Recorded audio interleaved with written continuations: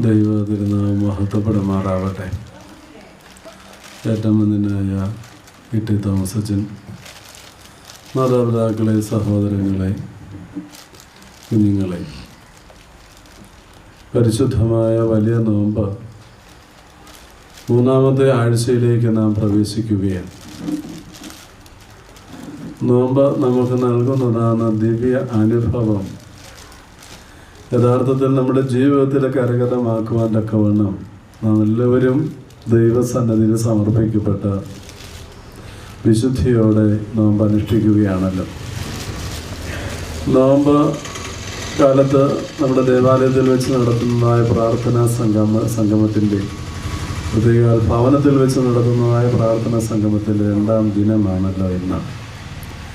പ്രത്യേകമായി ഈ ഭവനം നാട്ടിൽ ശ്രീമത്തായ സാറിൻ്റെ ഭവനം നമുക്ക് വേണ്ടി പ്രാർത്ഥനയ്ക്കായി ഒരുക്കിയിരിക്കുകയാണ്. നമ്മുടെ പ്രാർത്ഥനയിൽ ഈ ഭവനത്തെയും സാറിനെയും കുടുംബാംഗങ്ങളുടെയും ഓർക്കണം എന്നുള്ള കാര്യം ഞാൻ പറയാതെ തന്നെ നിങ്ങൾക്ക് എല്ലാവർക്കും അറിയാം. നമ്മുടെ ഈ കൂടി വരവും പ്രാർത്ഥനയും ഈ ഭവനത്തിന് അനുഗ്രഹമായി ഭവിക്കട്ടെ എന്ന് ഞാൻ പ്രാർത്ഥിക്കുന്നു. പ്രത്യേകാൽ ഇന്ന് നമുക്ക് ദൈവിക ദൂത് നൽകുവാൻ തക്കവണ്ണം നമ്മുടെ ക്ഷണം സ്വീകരിച്ച് കടന്നു വന്നിരിക്കുന്നത് ഏറ്റവും വന്ദനായ ഇട്ടി തോമസ് കാട്ടാമ്പ്ലാക്കൽ അച്ഛനാണ്. പ്രത്യേകമായ കാട്ടാമ്പ്ലാക്കൽ അച്ഛനെ ഓർക്കുമ്പോൾ ഈ അച്ഛനെയല്ല, KV തോമസ് കാട്ടാമ്പ്ലാക്കൽ അച്ഛനാണ് എനിക്ക് വൈദിക സെമിനാരിയിലേക്ക് പോകുവാൻ തക്കവണ്ണം ഞങ്ങളുടെ വികാരിയായിരിക്കുമ്പോൾ ശുപാർശ കത്ത് നൽകിയത്. അങ്ങനെ ഈ കുടുംബവുമായിട്ട്, കാട്ടാമ്പൽ കുടുംബത്തിലെ വൈദികരുമായിട്ട് ഉള്ള ബന്ധം ഞാൻ ഓർത്തു പോവുകയാണ്. പ്രത്യേകിച്ച് നമ്മുടെ ഇട്ടി തോമസ് അച്ഛൻ ഈ ഇടവകയുടെ ബന്ധു കൂടിയാണ്. നാട്ടിലെ ബിനുവിൻ്റെ വൈഫ് സിന്ധു ആൻറ്റി അച്ഛൻ്റെ സഹോദരിയാണ്. ആ ഒരു നിലയിൽ ഈ ദേവാലയവുമായി ബന്ധപ്പെട്ട എല്ലാ കാര്യങ്ങൾ നമ്മളോടൊപ്പം സഹകരിക്കുന്നു. കോട്ടയം മദ്രാസനത്തിലെ ചുരൂർക്കുള്ള യുവ വൈദികനാണ്. കർമ്മമണ്ഡലങ്ങൾ, പ്രത്യേകിച്ച് സഭാ ശുശ്രൂഷകൾ വളരെ നിഷ്ഠയോടെ കുദാശകളും മറ്റെല്ലാ കാര്യങ്ങളിൽ ദൈവസന്നിധിയിലേക്ക് മറ്റുള്ളവരെ ആകർഷിക്കുവാൻ തക്കവണ്ണം ദൈവം അനുഗ്രഹിച്ചിരിക്കുന്ന ഒരു വൈദികനാണ്. ഇപ്പോൾ പരിയാരം തോട്ടക്കാട് മാറപ്രയം പള്ളിയുടെ വികാരിയായി സേവനമനുഷ്ഠിക്കുന്നു. അതുപോലെ തന്നെ പത്തൊമ്പത് MMI ITIയുടെ സെക്രട്ടറിയായി സ്തുത്യർഹമായ സേവനം അനുഷ്ഠിക്കുകയാണ്. ആ ഒരു നിലയിൽ സഭയിൽ നൽകുന്നതാകുന്ന സേവനങ്ങൾ വിലയേറിയതാണ്. വ്യക്തിപരമായി പറയുമ്പോൾ നിങ്ങൾ വളരെ സ്നേഹിതരുമാണ്. ആ ഒരു നിലയിൽ ഇന്ന് ഈ പ്രാർത്ഥനാ സംഗമത്തിൽ അച്ഛൻ വന്ന് സംബന്ധിക്കുന്ന നമുക്ക് ഏറ്റവും സന്തോഷമാണ്. ദൈവിക ദൂത് നൽകുവാൻ തക്കവണ്ണം ആ ദൂത് നമ്മുടെ ഹൃദയത്തിൽ ചലനങ്ങൾ ഉണ്ടാക്കും എന്നുള്ള യാതൊരു സംശയമില്ല. നല്ല ഒരു പ്രസംഗകനാണ്. അതുകൊണ്ട് നിങ്ങളുടെ ഏവരുടെയും പേരിൽ ദേവാലയത്തിലേക്ക് വ്യക്തിപരമായ നിലയിൽ വളരെ സന്തോഷത്തോടെ സ്വാഗതം ചെയ്യുന്നു. അതോടൊപ്പം നമ്മുടെ ഇടവകങ്ങളായിട്ട്, അതുപോലെ തന്നെ ഇടവകയ്ക്ക് പുറത്തുള്ളവരായി ഈ സമീപവാസികളായിട്ടുള്ള പല വ്യക്തികൾ ഇതിൽ വന്ന് സംബന്ധിക്കുന്നവരെ എല്ലാവരെയും, അതുപോലെ തന്നെ കുടുംബാംഗങ്ങളായിട്ടും ചാര്യമായിട്ടുള്ളവർ എത്തിച്ചേർന്നിട്ടുണ്ട്. വന്നിട്ടുള്ള എല്ലാവരെയും ദൈവനാമത്തിൽ ഈ സന്ധ്യ പ്രാർത്ഥനാ സംഗമത്തിലേക്ക് സ്വാഗതം ചെയ്യുന്നു. ഈ സംഗമം നമുക്കൊരു അനുഗ്രഹമായി തീരട്ടെ എന്ന് പ്രാർത്ഥിച്ചുകൊണ്ട് വളരെ ആദരവോടും സ്നേഹത്തോടും കൂടി നമുക്കിന്ന് ദൂത് നൽകുവാൻ തക്കവണ്ണം ബഹുമാനപ്പെട്ട ഇട്ടി തോമസ് അച്ഛനെ ക്ഷണിക്കുന്നു.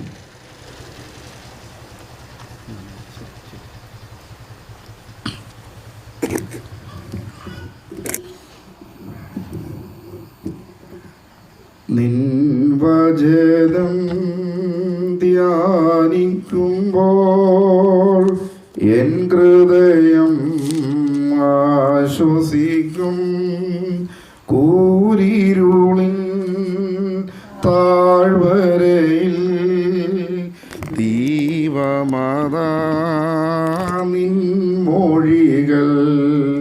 കൂരിരുളിൻ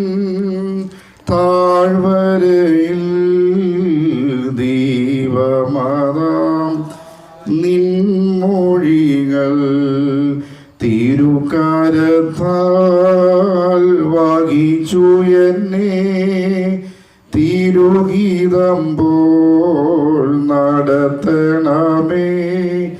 കുശവൻ കയ്യിൽ കാളിമണ്ണു ഞാൻ അനുദിനം നീ പണിയണമേ. കുശവൻ കയ്യിൽ കാളിമണ്ണു ഞാൻ അനുദിനം നീ പണിയണമേ. പ്രിയക ദൈവത്തിൻ്റെ അതിപരിശുദ്ധ നാമം വാഴ്ത്തുപെടുമാറാകട്ടെ. ഞാൻ ഏറ്റവും അധികം സ്നേഹിക്കുകയും ബഹുമാനിക്കുകയും പിതാവിന് തുല്യം സ്നേഹിക്കുകയും ചെയ്യുന്ന ഏറ്റവും പ്രിയപ്പെട്ട പോൾ എബ്രഹാം അച്ഛൻ, മാതാപിതാക്കളെ, സഹോദരി സഹോദരങ്ങളെ, പ്രിയപ്പെട്ട കുഞ്ഞുങ്ങളെ, പരിശുദ്ധ വലിയ നോമ്പാകുന്ന സ്വർഗീയ തീർത്ഥാടനത്തിലൂടെ നമ്മൾ യാത്ര ചെയ്യുകയാണല്ലോ. പരിശുദ്ധ നോമ്പ് നമ്മുടെ ജീവിതത്തിൽ ഒരു പ്രത്യേകമായ നിഷ്ഠയോടുകൂടിയുള്ള ജീവിതത്തിൻ്റെ അനുഭവങ്ങളാണ് നോമ്പിൻ്റെ കാലഘട്ടം നമുക്ക് പ്രദാനം ചെയ്യുന്നത്. നമ്മളായിരിക്കുന്ന അവസ്ഥയിൽ നിന്നും വ്യത്യസ്തരായി മാറ്റപ്പെടുന്ന ദിനങ്ങളാണല്ലോ നോമ്പിലൂടെ പിതാക്കന്മാർ നമുക്കായി നൽകിയിരിക്കുന്നത്. നോമ്പിൻ്റെതായ പ്രാർത്ഥനയുടെയും കുമ്പിടലിൻ്റെയും ഇഷ്ടമുള്ള ഭക്ഷണ പദാർത്ഥങ്ങൾ നമ്മളെ ഉപേക്ഷിച്ച് ശരീരത്തെ ക്ഷീണിപ്പിക്കുവാനും നമ്മുടെ മനസ്സിനും ശരീരത്തിനും ചിന്തകൾക്കും നമ്മുടെ ജീവിതയാത്രയ്ക്കും പ്രത്യേകമായ ഒരു ജീവിത അനുഭവങ്ങളെ പ്രദാനം ചെയ്യുന്ന നിമിഷമാണ് ഈ തീർത്ഥാടന കാലയളവിൽ പിതാക്കന്മാർ നമുക്കായി നൽകിയിരിക്കുന്നത്. ആ ഒരു യാത്രയുടെ പൂർത്തീകരണത്തിന് വേണ്ടി ഇപ്രകാരമുള്ള കൂട്ടായ്മകളും പ്രാർത്ഥനാ ക്രമീകരണങ്ങളും ഒക്കെ നമ്മുടെ ആത്മീകമായ ഉന്നമനത്തിന് വേണ്ടി സഭയിലൂടെ നമുക്ക് നൽകുമ്പോൾ ഈ നോമ്പിൻ്റെ കാലഘട്ടം നമ്മുടെ ജീവിതത്തിന് ഒരു മാറ്റത്തിൻ്റെ അനുഭവമായി തീരുവാനും ഈ നോമ്പിൻ്റെ പൂർണ്ണതയിലേക്ക് നമ്മൾ എത്തിച്ചേരുമ്പോൾ ദൈവികമായ അനുഗ്രഹങ്ങൾ പ്രാപിക്കുന്ന ഒരു തീർത്ഥാടക സമൂഹമായി മാറുവാനും നമ്മുടെ ഈ പ്രാർത്ഥന കൂട്ടായ്മകളും ഇങ്ങനെയുള്ള നിമിഷങ്ങളും മുഖാന്തരമാകട്ടെ എന്ന് ആത്മാർത്ഥമായി പ്രാർത്ഥിക്കുകയും ആശംസിക്കുകയും ചെയ്യുകയാണ്. ഇന്ന് ഈ രാത്രിയിൽ കൂട്ടായി ചിന്തിക്കുവാനൊക്കെ തിരഞ്ഞെടുത്തിരിക്കുന്ന വേദഭാഗം മഹത്വമുള്ളവനായ യെശയ്യാ പ്രവാചകന്റെ പുസ്തകം 51-ാം അധ്യായം 1 മുതൽ 9 വരെയുള്ള വാക്യങ്ങളാണ്. മഹത്വമുള്ളവനായ യെശയ്യാ പ്രവാചകന്റെ പുസ്തകം 51-ാം അധ്യായം 1 മുതൽ 9 വരെയുള്ള വാക്യങ്ങൾ. വേദഭാഗങ്ങൾ ഞാനൊന്ന് വായിക്കുകയാണ്. ശ്രദ്ധയോടുകൂടെ നിങ്ങൾ ഓരോ വാക്യങ്ങളും കേൾക്കണമെന്ന കാര്യം ഓർമ്മപ്പെടുത്തട്ടെ. നീതിയെ പിന്തുടരുന്നവരും യഹോവയെ അന്വേഷിക്കുന്നവരുമായുള്ളവരെ എൻ്റെ വാക്ക് കേൾപ്പീൻ. നിങ്ങളെ വെട്ടിയെടുത്ത പാറയിലേക്കും നിങ്ങളെ കുഴിച്ചെടുത്ത ഖനിഗർഭത്തിലേക്കും തിരിഞ്ഞു നോക്കുവിൻ. നിങ്ങളുടെ പിതാവായ അബ്രഹാമെങ്കിലേക്കും നിങ്ങളെ പ്രസവിച്ച സാറായിലേക്കും തിരിഞ്ഞു നോക്കുവിൻ. ഞാൻ അവനെ ഏകനായിട്ട് വിളിച്ച് അവനെ അനുഗ്രഹിച്ച് വർദ്ധിപ്പിച്ചിരിക്കുന്നു. യഹോവ സിയോനെ ആശ്വസിപ്പിക്കുന്നു. അവൻ അതിൻ്റെ സകല ശൂന്യസ്ഥലങ്ങളെ ആശ്വസിപ്പിച്ചു. അതിൻ്റെ മരുഭൂമി ഏതിനെ പോലെയും അതിൻ്റെ നിർജ്ജന പ്രദേശത്തെ യഹോവയുടെ തോട്ടത്തെ പോലെയും ആക്കുന്നു. ആനന്ദവും സന്തോഷവും സ്തോത്രവും സംഗീതഘോഷവും അതിലുണ്ടാകും. എൻ്റെ ജനമേ, എൻ്റെ വാക്ക് കേൾപ്പീൻ. എൻ്റെ ജാതിയെ എനിക്ക് ചെവി തരുവിൻ. ഉപദേശം എങ്കിൽ നിന്ന് പുറപ്പെടും. ഞാൻ എൻ്റെ ന്യായത്തെ വംശങ്ങൾക്ക് പ്രകാശമായി സ്ഥാപിക്കും. എൻ്റെ നീതി സമീപമായിരിക്കുന്നു. എൻ്റെ രക്ഷ പുറപ്പെട്ടിരിക്കുന്നു. എൻ്റെ ഭുജങ്ങൾ വംശങ്ങൾക്ക് ന്യായം വിധിക്കും. ദ്വീപുകൾ എനിക്കായി കാത്തിരിക്കുന്നു. എൻ്റെ ഭുജത്തിൽ അവർ ആശ്രയിക്കുന്നു. നിങ്ങളുടെ കണ്ണ് ആകാശത്തിലേക്ക് ഉയർത്തുവിൻ. താഴെ ഭൂമിയെ നോക്കുവിൻ. ആകാശം പുക പോലെ പോയി പോകും. ഭൂമി വസ്ത്രം പോലെ പഴുകും. അതിലെ നിവാസികൾ കൊതുക് പോലെ ചത്തുപോകും. എന്നാൽ എൻ്റെ രക്ഷ എന്നേക്കും ഇരിക്കും. എൻ്റെ നീതിക്ക് നീക്കം വരികയില്ല. നീതിയെ അറിയുന്നവരും ഹൃദയത്തിൽ എൻ്റെ ന്യായപ്രമാണമുള്ള ജനവുമായുള്ളവരെ എൻ്റെ വാക്ക് കേൾപ്പീൻ. നിങ്ങൾ മനുഷ്യരുടെ നിന്ദയെ ഭയപ്പെടരുത്. അവരുടെ ദൂഷണങ്ങളെ പേടിക്കുകയും വരുത്. പുഴു അവരെ വസ്ത്രത്തെ പോലെ അരിച്ചു കളയും. കൃമി അവരെ കമ്പിളിയെ പോലെ തിന്നുകളയും. എന്നാൽ എൻ്റെ നീതി ശാശ്വതമായും എൻ്റെ രക്ഷ തലമുറ തലമുറയായി ഇരിക്കും. യഹോവയുടെ ഭുജമേ, ഉണരുക, ഉണരുക, ശക്തി ധരിച്ചു കൊള്ളുക. പൂർവ്വകാലത്തും പണ്ടത്തെ തലമുറകളിൽ എന്ന പോലെ ഉണരുക. വളരെ അർത്ഥപൂർണമായ ഒരു വേദഭാഗമാണ് ഇന്ന് ഈ രാത്രി നമ്മുടെ കൂട്ടായ ചിന്തയ്ക്കായി കർത്താവിൽ ശരണപ്പെട്ട് തിരഞ്ഞെടുത്തിരിക്കുന്നു. പ്രവാചകൻ അന്നിന്റെ കാലഘട്ടത്തിലെ ദൈവജനത്തിന് വേണ്ടി എഴുതപ്പെട്ട ഒരു ഭാഗമാണെങ്കിലും നമുക്കറിയാം ദൈവവചനം അന്നും ഇന്നും ദൈവമക്കൾക്ക് അവരുടെ ജീവിതയാത്രയിൽ അത് ശ്രേഷ്ഠമായി മാറുന്നു എന്നുള്ളതാണ്. ഈ വേദഭാഗങ്ങൾ ആഴമായി നാം ചിന്തിക്കുമ്പോൾ നമ്മുടെ ഇന്നിൻ്റെ കാലഘട്ടത്തിലെ നമ്മുടെ ജീവിതവുമായി ഇതിന് അഭേദ്യമായ ബന്ധമുണ്ടെന്നുള്ള ഒരു ചിന്തയാണ് ഈ വേദഭാഗം ധ്യാനത്തിനായി എടുക്കുവാന്നൊക്കെ വണ്ണം ഞാൻ പരിശ്രമിക്കുവാന്നൊക്കെ വണ്ണം കാരണമായി തീർന്നത്. ഇവിടെ ഓരോ വേദഭാഗങ്ങളും നമ്മുടെ ജീവിതത്തിലേക്ക് നമ്മെ ഒന്ന് കൊണ്ടെത്തിക്കുകയാണ്.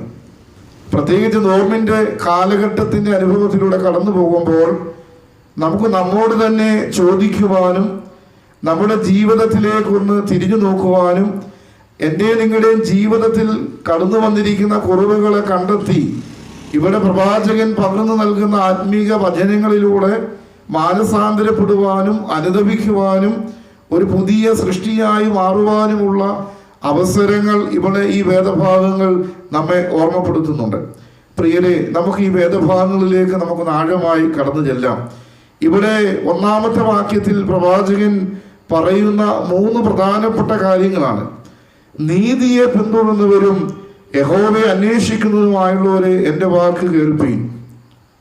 ഇപ്പൊ നീതി എന്ന വാക്ക് അല്ല, നീതി എന്ന ആ ഒരു ശ്രേഷ്ഠത വിശുദ്ധ വേദപുസ്തകം പരിശോധിക്കുമ്പോൾ നീതിയെപ്പറ്റി അനേക കാര്യങ്ങൾ പഴയ നിയമചരിത്രത്തിലും പുതിയ നിയമചരിത്രത്തിലും പ്രതിപാദിക്കുന്നുണ്ട്.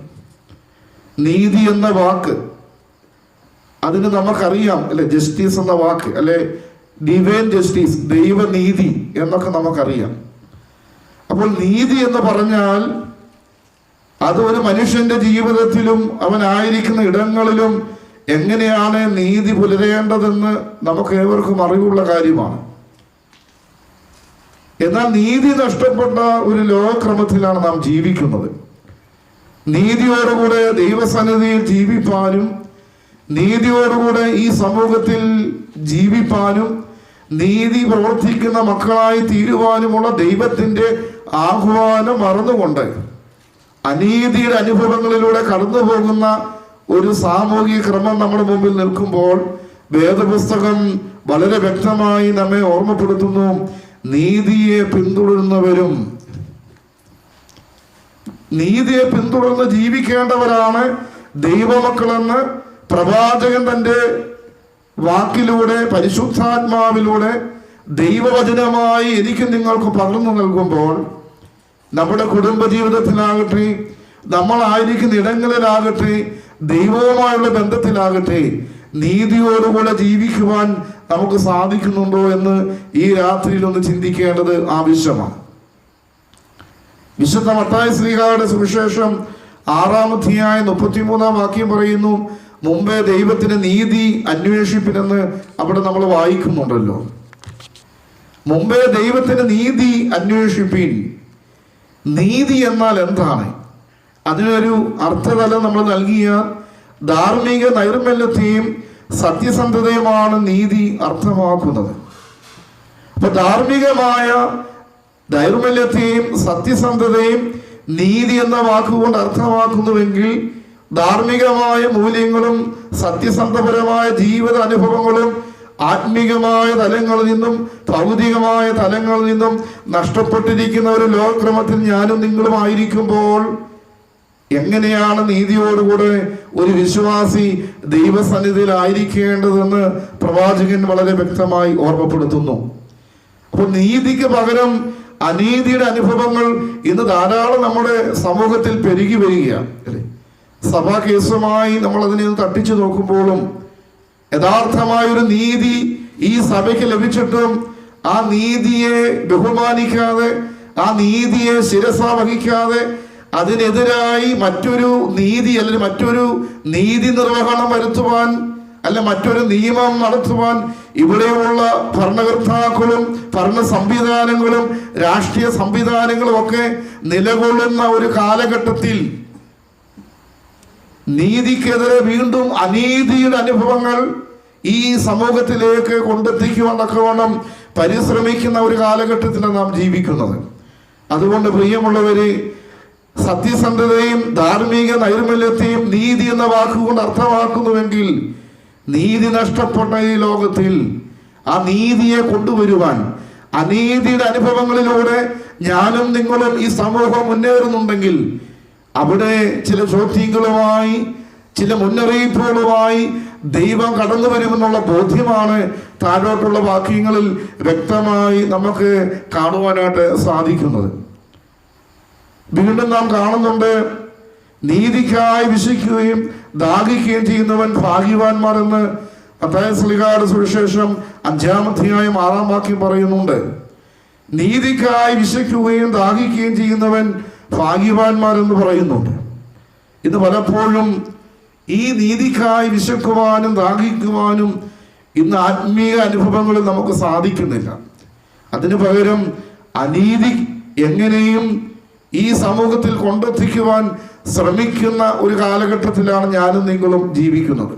അതുകൊണ്ട് പ്രിയമുള്ളവരെ, ഇവിടെ യഹോവ പറയുന്നു, പ്രവാചകൻ പറയുന്നു, നീതിയെ പിന്തുടരേണ്ടവരാണ് ദൈവജനമെന്ന് തൻ്റെ വചനത്തിലൂടെ ഓർമ്മപ്പെടുത്തുമ്പോൾ, നമ്മുടെ കുടുംബ ജീവിതത്തിലാകട്ടെ അനീതിയുടെ അനുഭവങ്ങൾ കടന്നു വരുന്നുണ്ടെങ്കിൽ, ഭർത്താവും ഭാര്യയും മക്കളും തമ്മിലുള്ള കുടുംബ ജീവിത അനുഭവങ്ങളിൽ നീതിയുടെ അനുഭവങ്ങൾ നഷ്ടപ്പെടുന്നുവെങ്കിൽ, അനീതിയാണ് പെരുകി വരുന്നതെങ്കിൽ, നീതിയോടുകൂടെ ജീവിക്കുവാനുള്ള ഉത്തരവാദിത്വം മറന്നു പോകുന്നുണ്ടെങ്കിൽ, ഒന്നാമതായി ദൈവത്തോട് നീതി പുലർത്തുവാനും ദൈവം എനിക്ക് നൽകിയിരിക്കുന്ന കുടുംബജീവിത അനുഭവങ്ങളിൽ നീതിയോടുകൂടെ ജീവിക്കുവാനും ദൈവം എനിക്ക് ദാനമായി നൽകിയ തലമുറകളുമായി ഉള്ള ബന്ധത്തിലും നീതി പുലർത്തുവാനും ഇന്നിന്റെ അനുഭവങ്ങൾ നമുക്ക് സാധിക്കുന്നില്ല എങ്കിൽ, അതിലുപരിയായി നീ ചെല്ലുന്ന ഇടങ്ങളിൽ നീതിയോടുകൂടെ പ്രവർത്തിക്കുവാൻ, അത് ജോലി സ്ഥലങ്ങളിലാകട്ടെ, നീ ചെല്ലുന്ന ഇടങ്ങളിൽ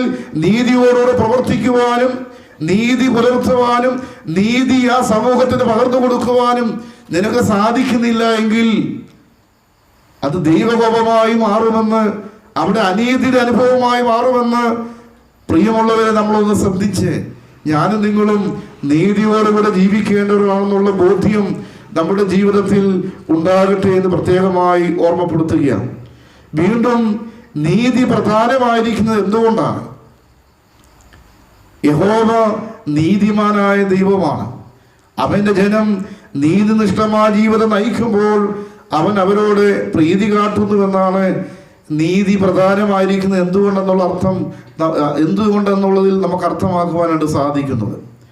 ഞാനും നിങ്ങളും വിശ്വസിക്കുന്ന യഹോവ നീതിമാനായ ദൈവമാണ്. അവന്റെ ജനവും നീതിനിഷ്ഠമായ ജീവിതം നയിക്കുമ്പോൾ അവൻ അവരോട് പ്രീതി കാട്ടുന്നുവെന്ന് ആ ഒരു വാക്കുകൊണ്ട് നമ്മൾ അർത്ഥമാക്കുകയാണ്. അപ്പോൾ സത്യസന്ധതയുള്ള ദൈവം, നീതിയുള്ള ദൈവം യഹോവ നീതിമാനാണെങ്കിൽ ഞാനും നിങ്ങളും അവരോട് നമ്മളും നമ്മുടെ ജീവിതത്തിൽ നീതിനിഷ്ഠമായ ഒരു ജീവിതത്തിന്റെ ക്രമം നമ്മുടെ ജീവിതത്തിൽ ഉണ്ടാകണമെന്നുള്ള ബോധ്യമാണ് ഇവിടെ പ്രവാചകൻ ഓർമ്മപ്പെടുത്തുന്നത്.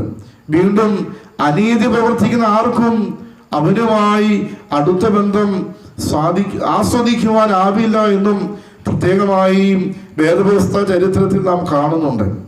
അതുകൊണ്ട് പ്രിയമുള്ളവരെ, നീതിയോടുകൂടെ ജീവിക്കേണ്ട ദൈവമക്കളായ ഞാനും നിങ്ങളും നീതിയോടുകൂടെ ദൈവസന്നിധിയിലായിരിക്കാൻ തക്കവണ്ണം പ്രത്യേകമായി നമ്മുടെ ജീവിതയാത്രയിൽ പരിശ്രമിക്കേണ്ടത് ആവശ്യമാണ്. വീണ്ടും നമ്മൾ കാണുന്നുണ്ട് മത്തായി ശ്ലീഹായുടെ സുവിശേഷം 5-ാം അധ്യായം 10-ാം വാക്യം, നീതി നിമിത്തം പീഡിപ്പിക്കപ്പെടുന്നവർ ഭാഗ്യവാന്മാരെന്ന് അവിടെ മത്തായി ശ്ലീഹ ഓർമ്മപ്പെടുത്തുന്നുണ്ട്. ഇന്ന് നമ്മുടെ സമൂഹത്തിലും നീതിക്ക് വേണ്ടി, സത്യസന്ധതയ്ക്ക് വേണ്ടി പരിശ്രമിക്കുന്ന ദൈവജനത്തിന് അങ്ങനെയുള്ള ആളുകൾ പീഡിപ്പിക്കപ്പെടുന്ന ഒരു കാലഘട്ടത്തിലൂടെയാണ് നമ്മൾ കടന്നു പോകുന്നത്. അതുകൊണ്ട് നീതിയുടെ അനുഭവങ്ങളിലൂടെ ദൈവം തന്ന ഈ ജീവിത അനുഭവങ്ങളെ മുൻപോട്ട് നയിക്കുവാൻ പ്രവാചകൻ നമ്മെ ഓർമ്മപ്പെടുത്തുകയാണ്. അവിടെ വീണ്ടും നാം കാണുന്നത് യഹോവയെ അന്വേഷിക്കുന്നവരുമായുള്ളവരെ ഒന്നാമതായി നീതിയോടുകൂടി ജീവിക്കണമെന്നും രണ്ടാമതായി യഹോവയെ അന്വേഷിക്കുന്നവരുമായുള്ളവർ എന്നാണ് പ്രവാചകൻ അവിടെ നമ്മെ പറ്റി പറയുന്നത്. ഇന്ന് നമ്മുടെ അന്വേഷണം ദൈവത്തിങ്കിലേക്കാണോ യഹോവയിലേക്കാണോ നമ്മുടെ അന്വേഷണം എന്നുള്ളത് ഇന്നിൻ്റെ കാലഘട്ടത്തിൽ ജീവിക്കുന്ന നമ്മളൊന്ന് ആഴമായി ചിന്തിക്കേണ്ടിയിരിക്കുന്നു. ഇന്ന് നമ്മുടെയൊക്കെ അന്വേഷണം ഈ ഭൗതികമായ ലോകത്തിൻ്റെ ആഘോഷങ്ങളിലും ആഡംബരങ്ങളിലും ജീവിത സുഖങ്ങളിലും മാത്രമായി ഒതുങ്ങുമ്പോൾ യഹോവയെ അന്വേഷിക്കേണ്ടവരാണ് ഞാനും നിങ്ങളും എന്നുള്ള ബോധ്യം നമ്മുടെ ജീവിതത്തിൽ നിന്നും നഷ്ടമായി പോകുകയാണ്. പ്രിയമുള്ളവരെ, യഹോവയെ അന്വേഷിക്കേണ്ടവരാണ് ഞാനും നിങ്ങളുമെന്നും ഇവിടെ പ്രവാചകൻ വളരെ വ്യക്തമായി ഓർമ്മപ്പെടുത്തുകയാണ്. നമ്മുടെ ജീവിതയാത്രയിൽ ദൈവത്തെ അന്വേഷിക്കുന്ന നിമിഷങ്ങൾ നമ്മുടെ മുമ്പാകെ കടന്നു വരുമ്പോൾ അശ്രദ്ധയോടുകൂടെ ജീവിക്കുകയും അതിനെതിരായി മുഖം തിരിഞ്ഞുകൊണ്ട് നാം ജീവിക്കുന്നുവെങ്കിൽ അവിടെയെല്ലാം കണക്ക് നൽകേണ്ടവരാണ് നമ്മളെന്ന ബോധ്യം നമ്മുടെ ജീവിതത്തിൽ ഉണ്ടാകേണ്ടത് ആവശ്യമാണ്. അപ്പോൾ യഹോവയെ യഥാവണ്ണം അന്വേഷിക്കുന്ന ഒരു സമൂഹമായി മാറുവാൻ നമുക്കിടയാകണം. ഇന്ന് നാം കാണുന്ന പ്രതിസന്ധികളും പ്രതികൂലതകളും പ്രത്യേകിച്ച് കോവിഡ് പോലുള്ള മഹാവ്യാധിയും പ്രതികൂലമായ കാലാവസ്ഥയും ജലപ്രളയമൊക്കെ നമ്മൾ പരിശോധിക്കുമ്പോൾ അതിൻ്റെ എല്ലാം ആഴങ്ങളിലേക്ക് നമ്മളൊന്ന് കണ്ണോടിക്കുമ്പോൾ നീതിയോടുകൂടെ ജീവിക്കാതെയും യഹോവയെ അന്വേഷിക്കാതെയും ഞാനും നിങ്ങളും ഈ ഭൗതികമായ ലോകത്തിൻ്റെ സുഖങ്ങൾ മാത്രം ആശ്രയിച്ച് ജീവിക്കുന്നതിൻ്റെ ഫലമാണ് പലപ്പോഴും ഇങ്ങനെയുള്ള പ്രതിസന്ധികൾ നമ്മുടെ ജീവിതത്തിലേക്ക് കടന്നു വരുവാൻ സാധ്യമാകുന്നത്.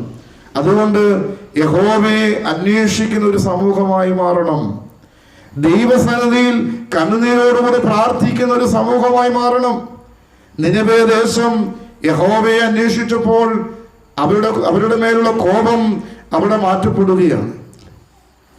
അപ്പോൾ യഹോവയെ അന്വേഷിക്കുന്നവരാണ് ഞാനും നിങ്ങളും എന്നുള്ള ബോധ്യം നമ്മുടെ ജീവിതത്തിൽ ഉണ്ടാകണം. എങ്ങനെയാണ് യഹോവയെ അന്വേഷിക്കുവാൻ സാധിക്കുന്നത്?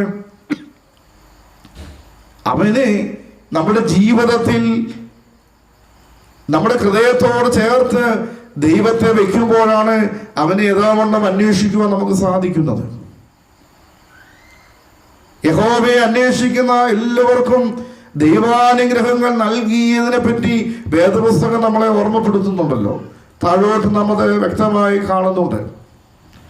അതുകൊണ്ട് പ്രവാചകൻ പറയുന്നു, യഹോവയെ അന്വേഷിക്കുന്ന ഒരു സമൂഹമായി ഇന്നിൻ്റെ കാലഘട്ടത്തിലെ ദൈവമക്കൾ മാറ്റപ്പെടണമെന്ന് ഓർമ്മപ്പെടുത്തുകയാണ്.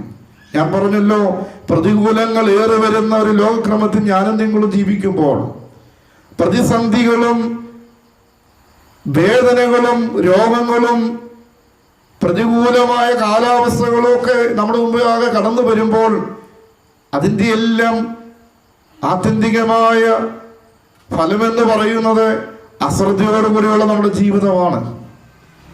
യഹോവയെ അന്വേഷിക്കേണ്ട സമയത്ത് അന്വേഷിക്കാതെ, ദൈവത്തിനു മുമ്പാകെ കടന്നു വന്ന് അനുദപിക്കാതെ, മാനസാന്തരപ്പെടാതെ നമ്മുടെ മുമ്പാകെ പാപങ്ങൾ ഇങ്ങനെ ഓരോ ദിവസവും ധാരാളമായി കൂടി വരുമ്പോൾ അനുദപിക്കുവാനുള്ള അവസരങ്ങൾ പ്രയോജനപ്പെടുത്താതെ ദൈവത്തിൽ നിന്നും അകന്ന് നമ്മുടെ സുഖങ്ങളിലും നമ്മുടെ ധനത്തിലുമെല്ലാം ആശ്രയിച്ച് ഇങ്ങനെ നമ്മുടെ മുൻപേറുമ്പോൾ നമ്മുടെ ജീവിതത്തിൽ ദൈവം വീണ്ടും വീണ്ടും ചില ഓർമ്മപ്പെടുത്തലുകളുമായി കടന്നു വരികയാണ്. ഇപ്പോൾ ഈ രാത്രിയിൽ പരിശുദ്ധാത്മാവ് ഈ ദൈവവചനം നിങ്ങൾക്ക് പകർന്നു നൽകുമ്പോൾ നിങ്ങളുടെ ജീവിതത്തിലേക്ക് ഒന്ന് കണ്ണോടിക്കുവാനും യഹോവയെ അന്വേഷിക്കേണ്ട സമയത്ത് അന്വേഷിക്കാതെ ദൈവത്തിൽ നിന്ന് അകലുന്ന എന്തെങ്കിലും എൻ്റെ ഭൗതികമായ ജീവിതത്തിലും ആത്മീകമായ ജീവിതത്തിലും കടന്നു വന്നിട്ടുണ്ടെങ്കിൽ അതിനെ ഒന്ന് നീക്കുവാനൊക്കെ വേണം ഈ രാത്രിയും ഈ നോമ്പിന്റെ കാലഘട്ടവും നമുക്ക് മുഖാന്തരമാകണം. അതുകൊണ്ടാണ് കുംഭസാരത്തെ പറ്റി പിതാക്കന്മാർ വ്യക്തമായി ഈ നോമ്പിന്റെ കാലഘട്ടത്തിൽ നമ്മെ ഓർമ്മപ്പെടുത്തുന്നത്.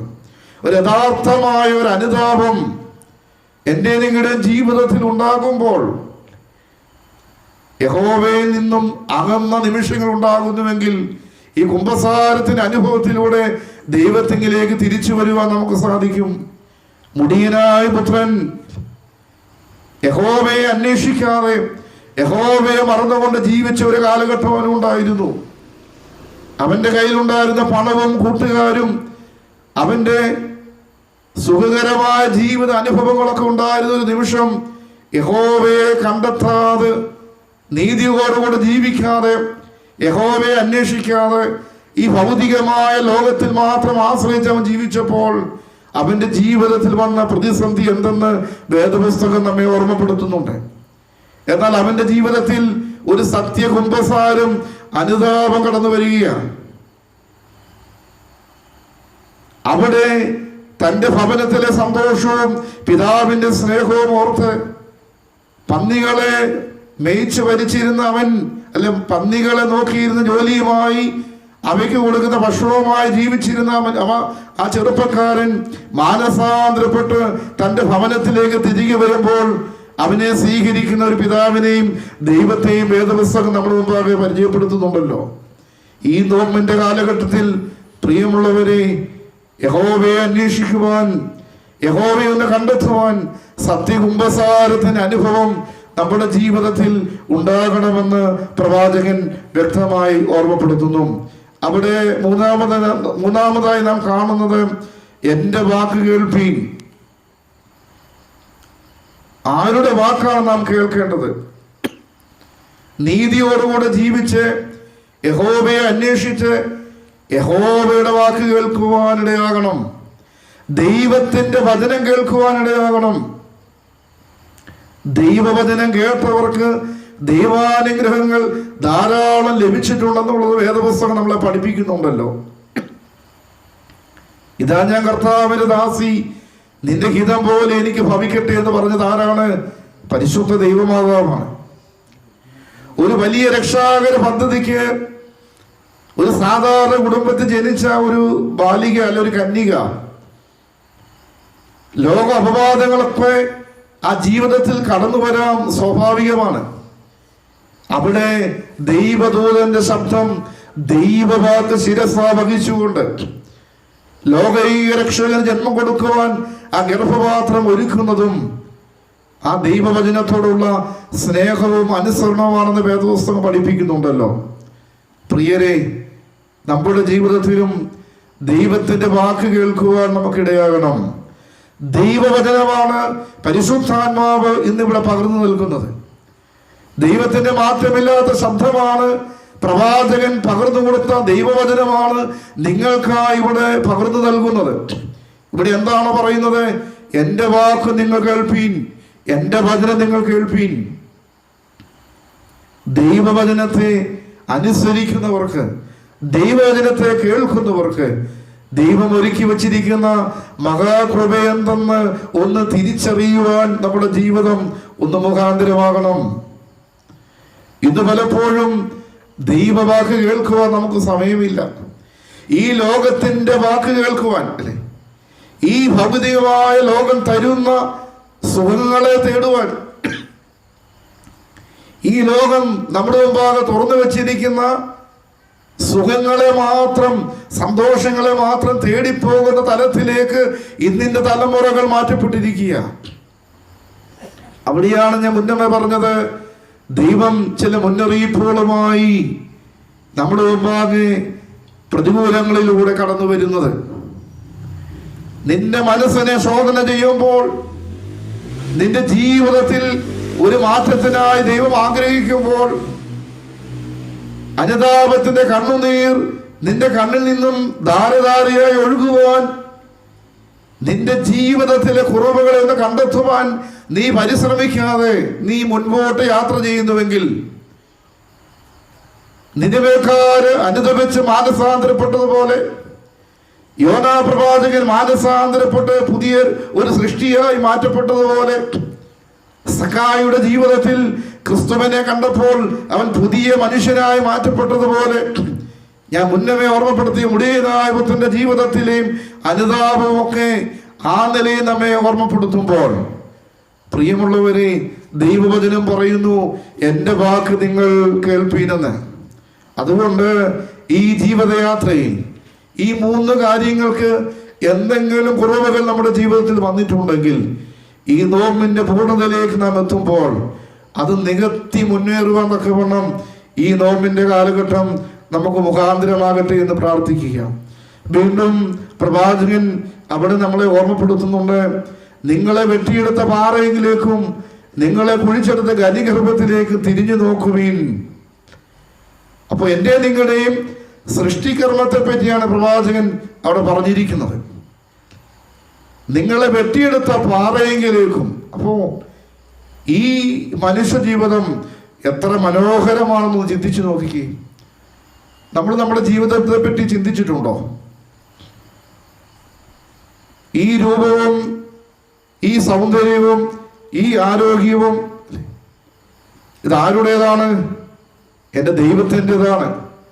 ദൈവത്തിൻ്റെ സാദൃശ്യവും രൂപവും ശ്വാസവും നൽകിയാണ് എന്നെ നിങ്ങളെ ദൈവം ഈ മനോഹരമായ പ്രപഞ്ചത്തിലേക്ക് സൃഷ്ടിച്ചയച്ചിരിക്കുന്നത്. ഈ ഭൂമിയെ പറ്റി നിങ്ങൾ ചിന്തിച്ചു നോക്കിക്കുക, എത്ര മനോഹരമാണല്ലേ. നമ്മുടെ കണ്ണുകൾ കൊണ്ട്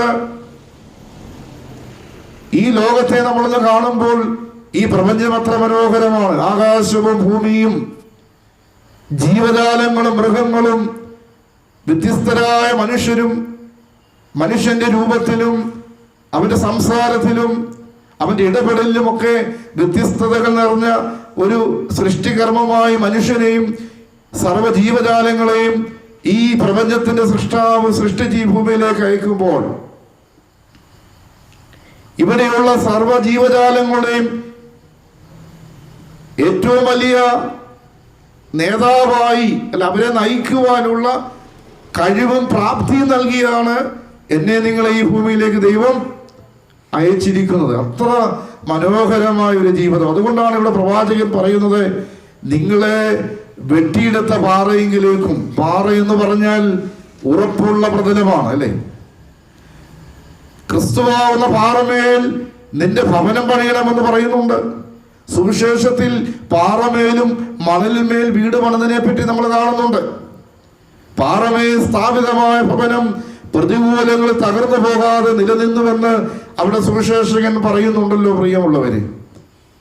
അപ്പോൾ ഞാനും നിങ്ങളും ദൈവത്തിന്റെ അദൃശ്യമായ ഭുജം കൊണ്ട് ശക്തമായ പാറയിൽ നിന്നും വെട്ടിയെടുക്കപ്പെട്ട മനോഹരമായ സൃഷ്ടികർമ്മമാണ്. ഈ ജീവിതത്തെ പറ്റി നമുക്ക് എന്തെങ്കിലും ബോധ്യമുണ്ടോ? നിങ്ങൾ ദൈവത്തിന്റെ മന്ദിരമെന്നും ദൈവത്തിന്റെ ആത്മാവ് നിങ്ങൾ വസിക്കുന്നുവെന്ന് നിങ്ങൾ അറിയുന്നുവല്ലോ. ദൈവത്തിന്റെ മന്ദിരത്തെ നശിപ്പിക്കുന്നവനെ ദൈവം നശിപ്പിക്കുമെന്ന് സുവിശേഷകൻ പറയുന്നുണ്ട്, വചനം പറയുന്നുണ്ട്. പ്രിയമുള്ളവരെ, അത്ര ശക്തമായ ഒരു സൃഷ്ടിയാണ് ഞാനും നിങ്ങളും. എന്നാൽ ദൈവത്തെ മറന്നുകൊണ്ട്, ദൈവവചനത്തെ മറന്നുകൊണ്ട്, ദൈവത്തിന്റെ പ്രമാണങ്ങളെ മറന്നുകൊണ്ട്, മദ്യത്തിന്റെയും മയക്കുമരുന്നിന്റെയും ലഹരി പദാർത്ഥങ്ങളുടെയും ഉപയോഗത്തിലൂടെയും ഈ മനോഹരമായ ദൈവത്തിന്റെ സൃഷ്ടിയെ അറിഞ്ഞുകൊണ്ട് നശിപ്പിക്കുന്നവരായി ഇന്ന് ഞാനും നിങ്ങളും മാറ്റപ്പെട്ടുകൊണ്ടിരിക്കുക. ഇന്നത്തെ പുതിയ തലമുറ അപ്രകാരം മാറ്റപ്പെട്ടുകൊണ്ടിരിക്കുക. ദൈവത്തിന്റെ തിരുശരീരങ്ങൾ അന്തർലീനമായിരിക്കുന്ന വിശുദ്ധ ശരീരമാണ് ഞാനും നിങ്ങളുടെ ബോധ്യം നമുക്ക് നഷ്ടമായിരിക്കുന്നു. പരിശുദ്ധാത്മാവിന്റെ പ്രതീകമായ മൂറോനാൽ അഭിഷേകം ചെയ്യപ്പെട്ടതാണെന്ന ബോധ്യം നമുക്ക് നഷ്ടമായിരിക്കുന്നു. അങ്ങനെ നാം ഈ ശരീരത്തെ പറ്റിയും ഈ ജീവിതത്തെ പറ്റിയും ബോധ്യമില്ലാതെ നമ്മൾ ഈ ലോകത്തിൽ നിന്ന് ജീവിക്കുക. അവിടെയാണ് പ്രവാചകൻ നമ്മെ ഓർമ്മപ്പെടുത്തുന്നു, നിങ്ങളെ ശക്തമായ പാറയിൽ നിന്നും വെട്ടിയെടുക്കപ്പെട്ടവരാണെന്നുള്ള ബോധ്യം. വീണ്ടും പ്രവാചകൻ പറയുന്നു, നിങ്ങളെ കുഴിച്ചെടുത്ത ഗനിഗർഭത്തിലേക്ക് തിരിഞ്ഞു നോക്കുവിൻ. നമ്മൾ എവിടെ നിന്നാണ് കുഴിച്ചെടുത്തത്? ഈ ഭൂമിയെ ആഴമായി കുഴിച്ച് അവിടെ നിന്ന് എടുക്കുന്നതാണ് നമ്മളിപ്പോൾ അണിയുന്ന ആഭരണങ്ങളൊക്കെ, സ്വർണ്ണാഭരണങ്ങളൊക്കെ എങ്ങനെയാണ് ഭൂമിയെ ആഴമായി കുഴിച്ചെടുത്ത് അവിടെ നിന്ന് ലഭിക്കുന്ന ധാതുലവണങ്ങൾ ശക്തമായ തീയിൽ നമ്മൾ ഉരുക്കി, അല്ലെങ്കിൽ അത് മനോഹരമായ വിലപിടിപ്പുള്ള ആഭരണങ്ങളായി നമ്മൾ അണിയുകയാണ്. അപ്പോൾ ഇവിടെ വീണ്ടും പ്രവാചകൻ പറയുന്നു, നിങ്ങളെ ശക്തമായ ആഴമായ ഗനിഗർഭത്തിൽ നിന്നും കുഴിച്ചെടുത്തവരാണ്, മൂല്യമുള്ളവരാണ്.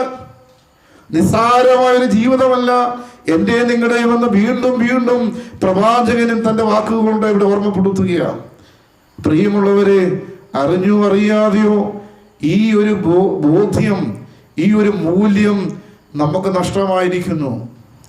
പത്രമാധ്യമങ്ങളും ദൃശ്യമാധ്യമങ്ങളൊക്കെ പരിശോധിക്കുമ്പോൾ ഈ ജീവിതത്തിന്റെ മൂല്യത്തെ മറന്നുകൊണ്ട്, ദൈവത്തെ മറന്നുകൊണ്ട് പ്രവർത്തിക്കുന്ന, ജീവിക്കുന്ന ക്രൈസ്തവനെ ഓരോ ദിവസവും നമ്മൾ കണ്ടുകൊണ്ടിരിക്കുക.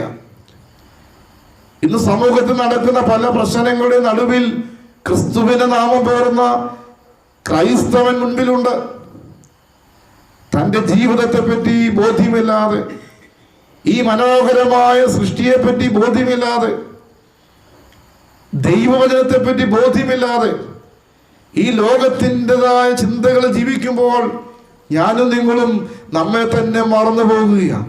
ഇവിടെ പ്രവാചകൻ പറയുന്ന ഈ വലിയ ബോധ്യം, ഈ ആത്മീകമായ ബോധ്യം നമ്മുടെ ജീവിതത്തിൽ ഈ രാത്രിയിൽ നമുക്കൊരു മാറ്റത്തിനായി തീരുവാനിടയാകട്ടെ.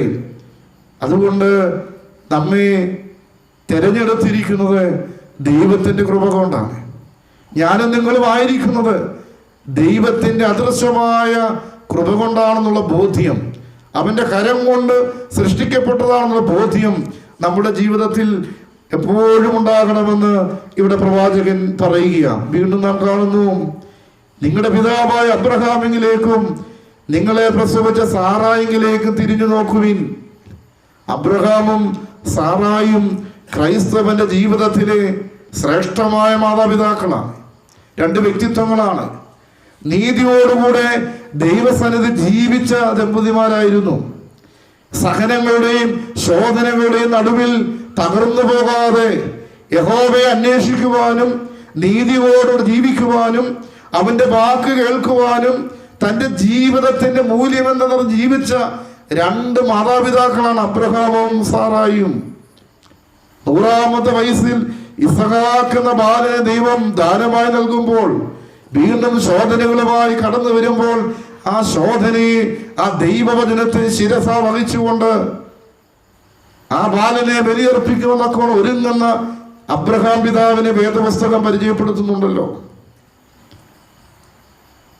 അതുകൊണ്ടാണ് വിശ്വാസികളുടെ പിതാവെന്ന നാമകരണം അബ്രഹാമിന് ലഭിക്കുവാൻ സാധ്യമായത്. സാറ അവൾ സകല ജാതികൾക്ക് മാതാവായിരുന്നുവെന്നുമാണ് സാറായെ പറ്റിയുള്ള ചരിത്രം പ്രതിപാദിക്കുന്നു. അബ്രഹാമിനോടൊപ്പം ക്ലേശങ്ങൾ സഹിക്കുവാൻ സാറായും തന്റെ ജീവിതത്തെ മാറ്റിവെക്കുക. ശോധനകളുടെ നടുവിൽ തകർന്നു പോകാതെ ദൈവത്തെ മുറുകെ പിടിച്ചപ്പോൾ ദൈവം അവരുടെ കൂടെ ഇരുന്നു കൊണ്ട് അവരെ വഴി നടത്തുകയാണ്. പ്രിയമുള്ളവർ, ഇന്നിന്റെ കാലഘട്ടത്തിൽ നമുക്ക് ഇത് ഒരു മാതൃകയാകണമെന്ന് ഇവിടെ പ്രവാചകൻ ഓർമ്മപ്പെടുത്തുക. ഈ മാതാപിതാക്കളെ പോലെ നിങ്ങളുമായി തീരണം.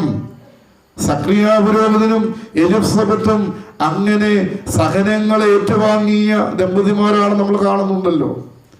പ്രിയമുള്ളവരെ, വേദപുസ്തകം നമ്മെ ഓർമ്മപ്പെടുത്തുന്ന ഈ മാതാപിതാക്കളൊക്കെ നമ്മുടെ ജീവിതയാത്രയിൽ നമുക്കൊരു താങ്ങും തണലുമായി മാറണം. ഇന്ന് പലപ്പോഴും സഹനങ്ങളും കഷ്ടതകളും രോഗങ്ങളൊക്കെ വരുമ്പോൾ പിറുപിറുക്കുന്നവരായി നാം മാറുന്നു. എവിടെ ചെന്നാൽ സമാധാനം ലഭിക്കുമെന്ന് ചിന്തിച്ചുകൊണ്ട് ഓടുന്നവരായി ഞാനും നിങ്ങളും മാറുന്നു. നീ ആയിരിക്കുന്ന ഇടത്ത് നിന്നുകൊണ്ട് നിന്റെ വചനത്തിൽ, ഈ ദൈവവചനത്തിൽ ഉറച്ചു വിശ്വസിച്ചുകൊണ്ട് നീ ദൈവത്തിന്റെ മഹത്വത്തെ ദർശിക്കണമെന്ന് പ്രവാചകൻ ഈ മാതാപിതാക്കളെ സാക്ഷ്യം നിർത്തി നമ്മെ ഓർമ്മപ്പെടുത്തുകയാണ്. പ്രിയമുള്ളവരെ, ഇവിടെ പ്രവാചകൻ പറയുന്നു, അവരെ പോലെ നിങ്ങളായിരിപ്പിൻ. എങ്ങനെയാണ്? ഞാൻ അവനെ ഏകനായിട്ട് വിളിച്ച് അവനെ അനുഗ്രഹിച്ച് വർദ്ധിപ്പിച്ചിരിക്കുന്നു. അബ്രഹാമിന്റെ ജീവിതത്തിൽ, സാറായുടെ ജീവിതത്തിൽ അവരെ ഏകനായി വിളിച്ച് അവരുടെ ജീവിതത്തിൽ ധാരാളമായ സൗഭാഗ്യങ്ങളും അനുഗ്രഹങ്ങളും പകർന്നു കൊടുക്കുന്നവരാണെന്ന് യഹോവ അവിടെ ഓർമ്മപ്പെടുത്തുകയാണ്. ഇത് ഞാനും നിങ്ങളും അനുഭവിക്കുന്ന സുഖങ്ങളും നമ്മുടെ ഭൗതികമായ നേട്ടങ്ങളും ആത്മീകമായ നേട്ടങ്ങളും എൻ്റെ നിങ്ങളുടെയും കഴിവൊന്നുമല്ല, മറിച്ച് എൻ്റെ ദൈവം നമുക്കായി നൽകിയിരിക്കുന്ന സൗഭാഗ്യങ്ങളാണെന്നുള്ള തിരിച്ചറിവ് നമുക്കുണ്ടാകണം. ഇത് നമ്മുടെയൊക്കെ ജീവിതത്തിൽ ധാരാളം സുഖ സൗകര്യങ്ങൾ നമുക്കുണ്ട്. ഇന്നിന്റെ തലമുറകൾ കഷ്ടത എന്തെന്ന് അറിഞ്ഞ് ജീവിക്കാത്തൊരു തലമുറയാണ്. പണ്ടുള്ള കൂട്ടുകുടുംബ സമ്പ്രദായങ്ങളിൽ 5, 6, 7, 8 മക്കളുമൊക്കെ ഒരു ഭവനത്തിലുണ്ടായിരുന്നപ്പോൾ അവിടെ സഹനം എന്തെന്നും കഷ്ടത എന്തെന്നും പങ്കുവെക്കലിന്റെ അനുഭവങ്ങളൊക്കെ അറിഞ്ഞ് ജീവിച്ച ധാരാളം മക്കളുള്ള കുടുംബങ്ങൾ നമ്മുടെ ചുറ്റുപാടുകളും ഉണ്ടായിരുന്നു. ഇന്ന് നമുക്ക് സമൃദ്ധിയാണ്. എല്ലാ രീതിയിലും സമൃദ്ധിയുടെ അനുഭവങ്ങൾ നമ്മുടെയൊക്കെ ജീവിതത്തിൽ ഏറി വരുമ്പോൾ അവിടെ ദൈവത്തെ നമ്മൾ മറക്കുന്നവരായി മാറുന്നു എന്നുള്ളതാണ് ഇന്നിന്റെ കാലഘട്ടത്തിന്റെ പ്രത്യേകത.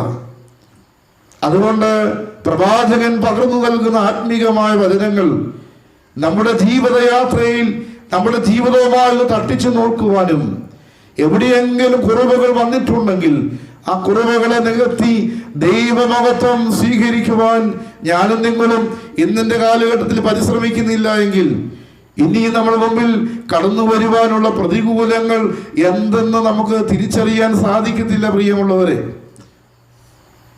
അതുകൊണ്ട് ദൈവവചനമാണ് ഈ ആത്മീകമായ ബോധ്യങ്ങൾ നമുക്ക് പകർന്നു നൽകുന്നത്.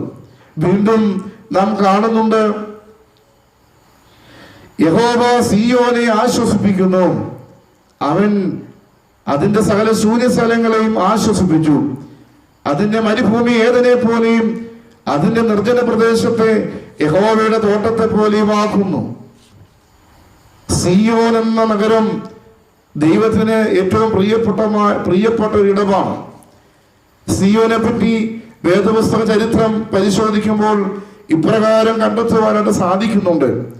യെരൂശലേം മലയുടെ തെക്ക് ഭാഗമായിരുന്നു സിയോൻ. ഈ സ്ഥലം ഇന്ന് സിയോൻ കുന്നെന്നറിയപ്പെടുന്നു. ഇതിന്റെ വടക്കുവശത്താണ് ശലോമോൻ ദേവാലയം പണിതത്. ദൈവം പ്രത്യക്ഷപ്പെടുന്നതും പ്രവർത്തിക്കുന്നതും സിയോനിൽ നിന്നാകുന്നുവെന്ന് പ്രത്യേകമായി വേദപുസ്തക ചരിത്രം പഠിപ്പിക്കുക.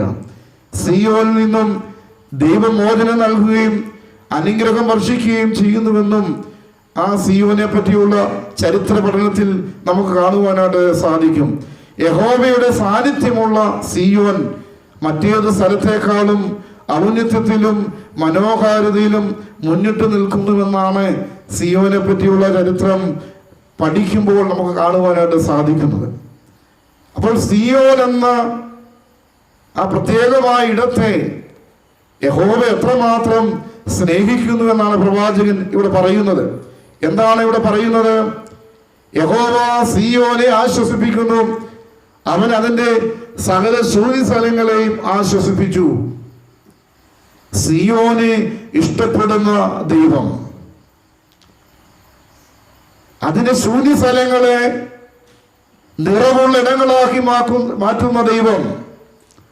പ്രിയമുള്ളവരെ, ദൈവത്തിന് നമ്മോട് ഒരുപാട് സ്നേഹമാണുള്ളത്.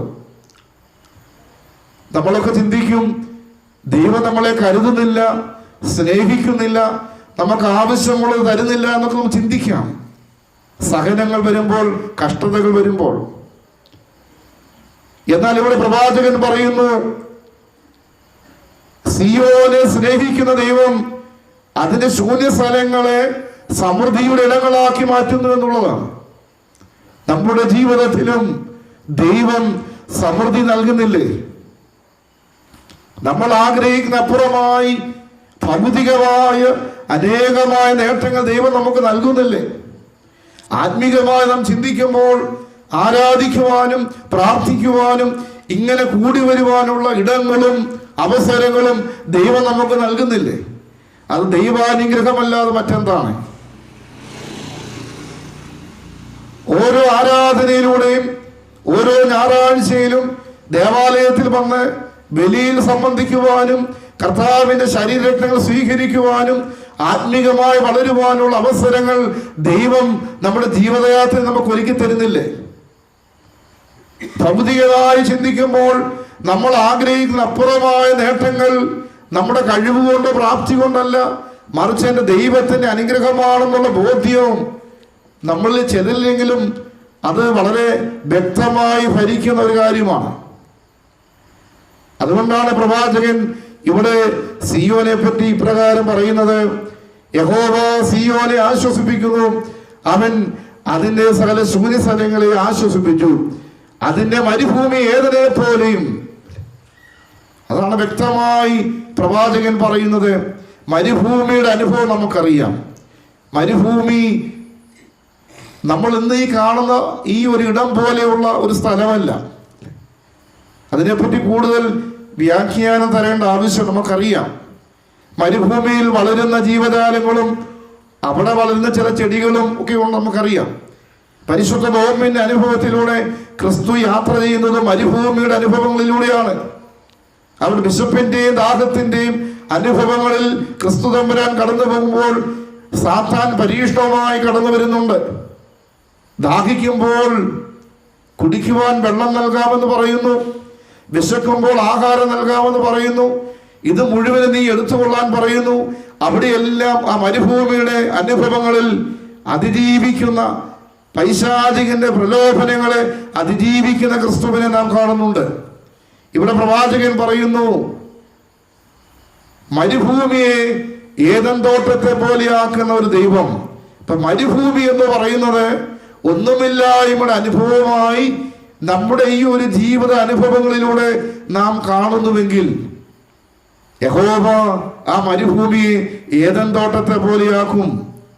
ഏദൻ തോട്ടത്തെ പറ്റി നമുക്കറിയാം. നമ്മുടെ ബാലപാഠം മുതൽ ഏദൻ തോട്ടം ആദാമും ഹവ്വായും ജീവിച്ച ഒരു മനോഹരമായ ഇടമായിരുന്നു. അവരുടെ ചില നിബന്ധനകൾ ദൈവം തമ്പുരാൻ അവിടെ പകർന്നു നൽകുന്നുണ്ട്.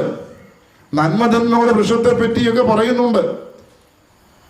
എന്നാൽ അവരിൽ ഹവ്വായിലൂടെ ആദാം പാപത്തിലേക്ക് കടന്നുപോയി. ആ ഏദൻ തോട്ടം അവർക്ക് നഷ്ടമായി പോകുന്നതിനെ പറ്റി നമ്മളൊക്കെ ബാല്യകാലം മുതൽ പഠിച്ചിട്ടുള്ള ഒരു യാഥാർത്ഥ്യമാണ്. പ്രിയമുള്ളവരെ, മരുഭൂമിയുടെ അനുഭവങ്ങളെ ഏദൻ തോട്ടത്തെ പോലെ ആക്കുന്ന ഒരു ദൈവം നമുക്കുണ്ട്. ഈ ഭൂമി ഇത്ര മനോഹരമാണ് അല്ലേ? അപ്പോൾ ഏദൻ തോട്ടം എത്ര മനോഹരമാണ്. നമ്മളൊന്ന് ചിന്തിക്കുമ്പോൾ ഈ ഭൂമിയും ഏദൻ തോട്ടം ഇത്ര മനോഹരമാണെങ്കിൽ ദൈവം നമുക്കായി ഒരുക്കിയിരിക്കുന്ന സ്വർഗരാജ്യവും എത്ര മനോഹരമായിരിക്കുമെന്ന് ഞാനും നിങ്ങളും ഈ ജീവിതയാത്ര ഒന്ന് ചിന്തിക്കണം. എൻ്റെ നിങ്ങളുടെയും ജീവിതം ഈ ഭൂമിയിൽ തീരുവാനുള്ളതല്ല. മരണത്തിലൂടെ ഒരു പുതിയ ജീവിതം, സ്വർഗരാജ്യത്തിൽ നിത്യജീവൻ അനുഭവം ദൈവം നമുക്ക് സമ്മാനിക്കുന്നുവെങ്കിൽ ഈ മനോഹരമായ ഭൂമിയും ഏദൻ തോട്ടവും മനോഹരമാണെങ്കിൽ സ്വർഗരാജ്യവും സ്വർഗഭവനവും അതിനപ്പുറം മനോഹരമാണെന്ന് ചിന്തിച്ചുകൊണ്ട് നമ്മുടെ ജീവിതത്തെ ഒന്ന് ക്രമപ്പെടുത്തി മൂല്യമായ ഒരു ജീവിതം, ധാർമ്മികമായ ജീവിതം പടുത്തുയർത്തുവാൻ ഇന്നിന്റെ കാലഘട്ടത്തിൽ നമ്മൾ പരിശ്രമിക്കണമെന്നുള്ള ബോധ്യമാണ് വേദപുസ്തകം ഇവിടെ ഓർമ്മപ്പെടുത്തുന്നത്. അപ്പോൾ മരുഭൂമിയെ ഏദൻ തോട്ടത്തെ പോലെയാക്കുന്ന ഒരു ദൈവം നമുക്കുണ്ടെങ്കിൽ നമ്മുടെ ഒന്നുമില്ലായ്മയുടെ അനുഭവങ്ങളിൽ സമൃദ്ധി നൽകുന്ന ദൈവം നമ്മെ അങ്ങനെ മുൻപോട്ട് നയിച്ചുകൊണ്ടിരിക്കുക. വീണ്ടും പറയുന്നു, ആനന്ദവും സന്തോഷവും സ്തോത്രവും സംഗീതഘോഷവും അതിലുണ്ടാകും. അപ്പോൾ ദൈവത്തിന്റെ തോട്ടത്തിലെ ആനന്ദവും സന്തോഷവും സംഗീതഘോഷവും നമ്മുടെ ജീവിതത്തിൽ ഉണ്ടാകണമെന്ന് പ്രവാചകൻ പറയുകയാണ്. ഇന്ന് പലപ്പോഴും നമ്മളൊക്കെ ആഗ്രഹിക്കുന്ന ലോകപ്രകാരമുള്ള സന്തോഷവും ആനന്ദവും സംഗീതവും ഒക്കെ സ്വീകരിക്കുവാനും ആസ്വദിക്കുവാനുമാണ് ഇന്നിന്റെ തലമുറ പരിശ്രമിക്കുന്നത്. പ്രിയമുള്ളവരെ, അത് താൽക്കാലികമാണ്. ദൈവം നൽകുന്ന സംഗീതവും സന്തോഷവും ആനന്ദവും എൻ്റെ നിങ്ങളുടെ ജീവിതത്തിൽ പ്രാപിക്കുന്നില്ല എങ്കിൽ ഈ ലോകം തരുന്ന സന്തോഷവും സംഗീതവും ആനന്ദവും താൽക്കാലികമാണെന്ന് തിരിച്ചറിഞ്ഞുകൊണ്ട് ഈ മനോഹരമായ ജീവിത കാലഘട്ടത്തിൽ പ്രവാചകൻ പറയുന്നു, ദൈവം തരുന്ന സംഗീതവും സന്തോഷവും ആനന്ദവും സംഗീതഘോഷവും നമ്മുടെ ജീവിതത്തിൽ ഒരു മാതൃകയായി മാറണം.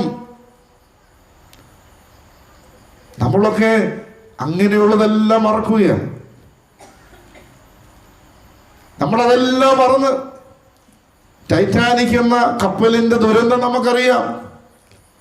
ഈ ലോകപ്രകാരം അതിൽ യാത്ര ചെയ്ത ആളുകൾ ചിന്തിക്കുകയും പ്രവർത്തിക്കുകയും ജീവിക്കുകയും ചെയ്തപ്പോൾ നമ്മുടെ ചിന്തകൾക്കപ്പുറമായി അവരുടെ ചിന്തകൾക്കപ്പുറമായി ദൈവം ആ യാത്രയുടെ നടുവിൽ ഒരു മഞ്ഞുകെട്ട കൊണ്ട് ആ മനോഹരമായ ആഡംബരപൂർണമായ ഒരു വലിയ കപ്പൽ കടലിന്റെ ഉള്ളിൽ തകർന്ന് തരിപ്പണമായി മാറുകയാണ്.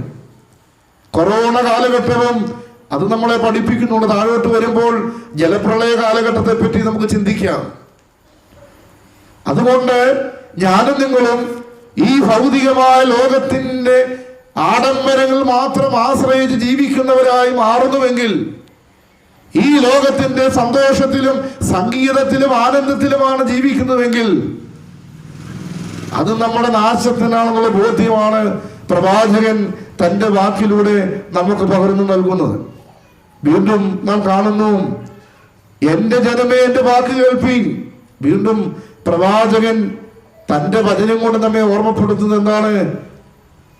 എന്റെ ജനമേ എന്റെ വാക്ക് കേൾപ്പീൻ. ഞാനും നിങ്ങളും ദൈവത്തിന്റെ സ്വന്തം ജനമാ. ഞാൻ മുന്നമേ പറഞ്ഞു, അവന്റെ രൂപവും സാദൃശ്യവും ശ്വാസവും നൽകി. അവന്റെ ഭുജം കൊണ്ട് ശക്തമായ പാറയിൽ നിന്നും വെട്ടിയെടുക്കപ്പെട്ട മനോഹരമായ സൃഷ്ടികർമ്മമാണ് ഞാനും നിങ്ങളും. അങ്ങനെയുള്ള നമ്മെ എന്റെ ജനമേ എന്നാണ് യഹോവ വിളിക്കുന്നത്. സ്നേഹമുള്ളിടത്താണല്ലേ അങ്ങനെ വിളിക്കുന്നത്. അവൻ അത്രമാത്രം നമ്മോട് സ്നേഹമുണ്ട്. അവൻ പറയുന്നു വീണ്ടും, എന്റെ വാക്ക് കേൾപ്പീൻ. ലോകത്തിന്റെ വാക്കല്ല, ഈ ലോകത്തിന്റെ സുഖങ്ങളെ തേടിയുള്ള വാക്കുകളല്ല, എന്റെ വാക്കാണ് നിങ്ങൾ കേൾപ്പീൻ. വീണ്ടും എന്താണ് പറയുന്നത്? എന്റെ ജാതി എനിക്ക് ചെവി തരുവിൻ. രണ്ടാമതായി പറയുന്നത് എന്താണ്? ഞാനും നിങ്ങളും അവന്റെ ജാതിയാണ്, അവന്റെ സ്വന്തം ജനമാണ്. എനിക്ക് ചെവി തരുവിൻ. ലോകത്തിനല്ല കേട്ടോ. എന്റെ നിങ്ങളുടെയും ചെവി ദൈവത്തിന് വേണ്ടി മാറ്റിവെക്കണം. അവന്റെ വാക്ക് കേൾക്കുവാൻ ഈ ചെവി ഒന്ന് കൂർത്തു വെക്കേണ്ട ആവശ്യമാണ്. നമ്മൾ ഇന്ന് ഈ ലോകത്തിന്റെ മുമ്പാകെ ഈ ചെവികൾ അങ്ങ് തുറന്നു വെച്ചിരിക്കുക. ദൈവത്തിന്റെ മുമ്പാകെ ദൈവവചനം കേൾക്കുവാനും പ്രാർത്ഥിക്കുവാനും ദൈവാശ്രയ ബോധത്തോടെ ജീവിക്കുവാനും നമ്മുടെ ജീവിതത്തെ ഒന്ന് ക്രമീകരിക്കണം. നിന്റെ ചെവി ദൈവതുമ്പാകെ നീ തുറന്നു വെക്കണം. വീണ്ടും എന്താണ് പറയുന്നത്? ഉപദേശം എന്നിൽ നിന്ന് പുറപ്പെടും. എന്റെ ഉപദേശമാണ് നിങ്ങൾ കേൾക്കേണ്ടത്. ലോകത്തിന്റെ ഉപദേശമല്ല, ഈ ലോകത്തിലെ മനുഷ്യന്റെ ഉപദേശമല്ല, മറിച്ച് എന്റെ ഉപദേശം നിങ്ങൾ കേൾക്കണം. ദൈവത്തിന്റെ ഉപദേശം കേട്ട ആരും ഈ ലോകത്തിൽ നശിച്ചു പോയിട്ടില്ല. പരിശുദ്ധ അമ്മയെ നമ്മൾ പരിശോധിച്ചു.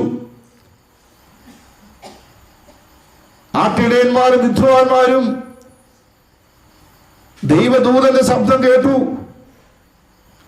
അപ്പൊ ദൈവശബ്ദം കേൾക്കുന്നവർ ഒരിക്കലും നശിച്ചു പോകുകയില്ല എന്നുള്ള ബോധ്യം. ദൈവത്തിന്റെ ഉപദേശം ഞാനും നിങ്ങളും കേൾക്കണം. ഇവിടെ ഞാനല്ല ദൈവവചനം പറയുന്നത്, പരിശുദ്ധാത്മാവാണ് പറയുന്നത്. എന്റെ ഉപദേശം നിങ്ങൾ കേൾക്കണം. വീണ്ടും എന്നാണ് പറയുന്നത്? ഞാൻ എന്റെ ന്യായത്തെ വംശങ്ങൾക്ക് പ്രകാശമായി സ്ഥാപിക്കും. വളരെ പ്രധാനപ്പെട്ട ഒരു വാക്യമാണ്. ദൈവമില്ല എന്ന് പറഞ്ഞ തലമുറ ദൈവമുണ്ടെന്ന് തെളിയിച്ച ഒരു കാലഘട്ടമാണ് കേരളത്തിലുണ്ടായ ജലപ്രളയവും ലോകത്തിലുണ്ടായ മഹാമാരിയായ കോവിഡും. ദൈവത്തെ മറന്ന് ജീവിച്ച ഒരു തലമുറ ഇവിടെ ഉണ്ടായിരുന്നു. അവന്റെ വിദ്യാഭ്യാസത്തിലും അവന്റെ ജോലിയിലും അവൻ നേടിയ സുഖങ്ങളിലും മാത്രം ആശ്രയിച്ച് ജീവിച്ച ഒരു തലമുറയുടെ മുമ്പാകെ ദൈവം, നീതിയുള്ള ദൈവം, അനീതി പെരുകി വന്നപ്പോൾ ആ അനീതിയിൽ നിന്നും നീതിയുടെ വശത്തിലേക്ക് കൊണ്ടുവരുവാൻ ഈ തലമുറയുടെ മുമ്പാകെ കൊണ്ടുവന്നതാണ് ഈ ജലപ്രളയമെന്നും കോവിഡ് എന്ന മഹാമാരി എന്നും ഞാൻ ഉറച്ചു വിശ്വസിക്കുകയാണ്. അതാണ് ഇവിടെ പ്രവാചകൻ പറയുന്നത്. എന്താണ്? ഞാൻ എന്റെ ന്യായത്തെ വംശങ്ങൾക്ക് പ്രകാശമായി സ്ഥാപിക്കും. ദൈവമില്ല എന്ന് പറഞ്ഞ ഒരു തലമുറയുടെ മുമ്പാകെ ദൈവം പ്രകാശമായി കടന്നു വന്ന് അവന്റെ അജ്ഞതയെ, അവന്റെ ഉള്ളിലുള്ള ദൈവജ്ഞാനത്തെ മറന്നുള്ള ലോകജ്ഞാനത്തെ നേടുവാനുള്ള അവന്റെ പരാക്രമത്തെ, അവന്റെ ഉള്ളിലെ അനീതിയെ മാറ്റി നീതിയുടെ ഇടങ്ങളാക്കി തലമുറകളെ മാറ്റിയ ഒരു ദൈവമാണ് എന്ന് പ്രവാചകൻ ഇവിടെ ഓർമ്മപ്പെടുത്തുക. വീണ്ടും പറയുന്നു, എന്റെ നീതി സമീപമായിരിക്കുന്നു. ദൈവനീതി, എന്റെ നീതി സമീപമായിരിക്കുന്നു. അനീതി പെരുകുമ്പോൾ, അനീതിയോടുകൂടെ മനുഷ്യൻ ജീവിക്കുമ്പോൾ ദൈവത്തിന് നീതി പുലർത്താതെ തരമില്ല എന്ന് പ്രവാചകൻ പറയുകയാണ്. അവിടെ അങ്ങനെയുള്ള അനുഭവങ്ങളിൽ ദൈവനീതി കടന്നു വരിക. എങ്ങനെയാണ് ദൈവനീതി കടന്നു വന്നത്? എന്റെ രക്ഷ പുറപ്പെട്ടിരിക്കുന്നു, എന്റെ ഭുജങ്ങൾ വംശങ്ങൾക്ക് ന്യായം വിധിക്കും. എന്താണ്? എന്റെ നീതി സമീപമായിരിക്കുന്നു, എന്റെ രക്ഷ പുറപ്പെട്ടിരിക്കുന്നു.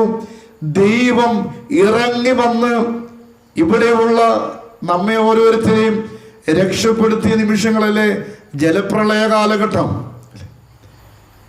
1-2 നിലകളിൽ സുരക്ഷിതമായി ജീവിക്കാമെന്ന് കരുതിയ നമ്മൾ പലരും വെള്ളം കയറുകയില്ല എന്ന് പറഞ്ഞ ഇടങ്ങളിൽ വെള്ളം ഇരുന്ന് കയറി വന്ന്, അല്ലെങ്കിൽ ശക്തമായി ഒഴുകി വന്ന്, ഞാൻ സുരക്ഷിതമായി എൻ്റെ ഭവനത്തിനുള്ളിൽ ഞാൻ സുരക്ഷിതമാണെന്ന് ചിന്തിച്ചിരുന്ന പലർക്കും ആ സുരക്ഷിതമായ അനുഭവങ്ങൾ നഷ്ടപ്പെട്ട് ദൈവത്തിന്റെ രക്ഷ കടന്നു വന്ന നിമിഷം, ദൈവത്തിന്റെ പ്രിയപ്പെട്ട മുക്കുവന്മാർ കടന്നു വന്ന നിമിഷം നമ്മളൊക്കെ കണ്ടതല്ലേ, നമ്മളതെല്ലാം അനുഭവിച്ചവരല്ലേ. പ്രിയമുള്ളവരെ, പ്രവാചകന്റെ വാക്കുകൾ ഇന്നിന്റെ കാലഘട്ടവുമായി നമ്മൾ ബന്ധിച്ചു നോക്കുമ്പോൾ എത്ര നമ്മുടെ ജീവിതത്തിൽ അത് ബന്ധപ്പെട്ടിരിക്കുന്നു എന്നുള്ള ചിന്തിക്കുക. വീണ്ടും നാം കാണുന്നു, എന്റെ ഭുജങ്ങൾ വംശങ്ങൾക്ക് ന്യായം വിധിക്കും, ദ്വീപുകൾ എനിക്കായി കാത്തിരിക്കുന്നു. ദ്വീപുകൾ എന്ന് പറയുമ്പോൾ വെള്ളത്താൽ ചുറ്റപ്പെട്ട ഇടങ്ങളാണ്. ഞാൻ പറഞ്ഞു, വെള്ളം കയറുകയില്ല എന്ന് പറഞ്ഞ ഇടങ്ങൾ ദ്വീപുകൾക്ക് സമാനമായി മാറി അല്ലേ. ഒരിക്കലും വെള്ളം കയറുകയില്ല എന്ന് പറഞ്ഞ പല ഇടങ്ങളിലും വെള്ളം കയറി ദ്വീപുകൾക്ക് സമാനമായി മാറി. അവിടെ ദ്വീപുകൾ ദൈവത്തിനായി കാത്തിരുന്നു, ദൈവത്തിന്റെ ഭുജത്തിനായി കാത്തിരുന്നു. ശരിയല്ലേ? നമ്മളൊന്ന് ആഴമായി ചിന്തിച്ച്, ഈ വെള്ളപ്പൊക്കത്തിന്റെ സമയം ചെറുതോണിൽ ഒരു പുഴ കലങ്ങി മറിഞ്ഞ്, ആ പുഴ ശാന്തമായി, ആ കലങ്ങി മറിഞ്ഞ പുഴ ശാന്തമായി ഒഴുകിയപ്പോൾ 5 വിരലുകൾ അവിടെ പ്രത്യക്ഷപ്പെട്ടു. ഒരു പത്രത്തിൽ വായിക്കുവാനിടയായി. ചിലർ പറഞ്ഞു അത് ദൈവത്തിന്റെ അദൃശ്യമായ കരമാണെന്ന് അവിടെ എഴുതി വെച്ചിട്ടുണ്ട്. അപ്പൊ ദൈവത്തിന്റെ അദൃശ്യമായ ഭുജം കൊണ്ട് സൃഷ്ടിക്കപ്പെട്ട എന്നെ നിങ്ങളെയും ആ ഭുജം രക്ഷപ്പെടുത്തുവാൻ തേടി വന്ന ഒരു നിമിഷം നമ്മുടെ ജീവിതത്തിൽ നമ്മൾ അനുഭവിച്ചിട്ടില്ലേ? വീണ്ടും നാം എന്താണ് കാണുന്നത്? ദ്വീപുകൾ എനിക്കായി കാത്തിരിക്കുന്നു, എൻ്റെ ഭുജത്തിൽ അവർ ആശ്രയിക്കുന്നു. അവിടെ ദൈവഭുജമല്ലാതെ മറ്റൊരു ഭുജവും നമ്മെ സംരക്ഷിക്കുവാൻ തക്കവണ്ണം കടന്നു വന്നില്ല എന്നുള്ളതാണ്. വീണ്ടും എന്താണ് നാം കാണുന്നത്? നിങ്ങളുടെ കണ്ണ് ആകാശത്തിലേക്ക് ഉയർത്തുവിൻ, താഴെ ഭൂമിയെ നോക്കുവിൻ.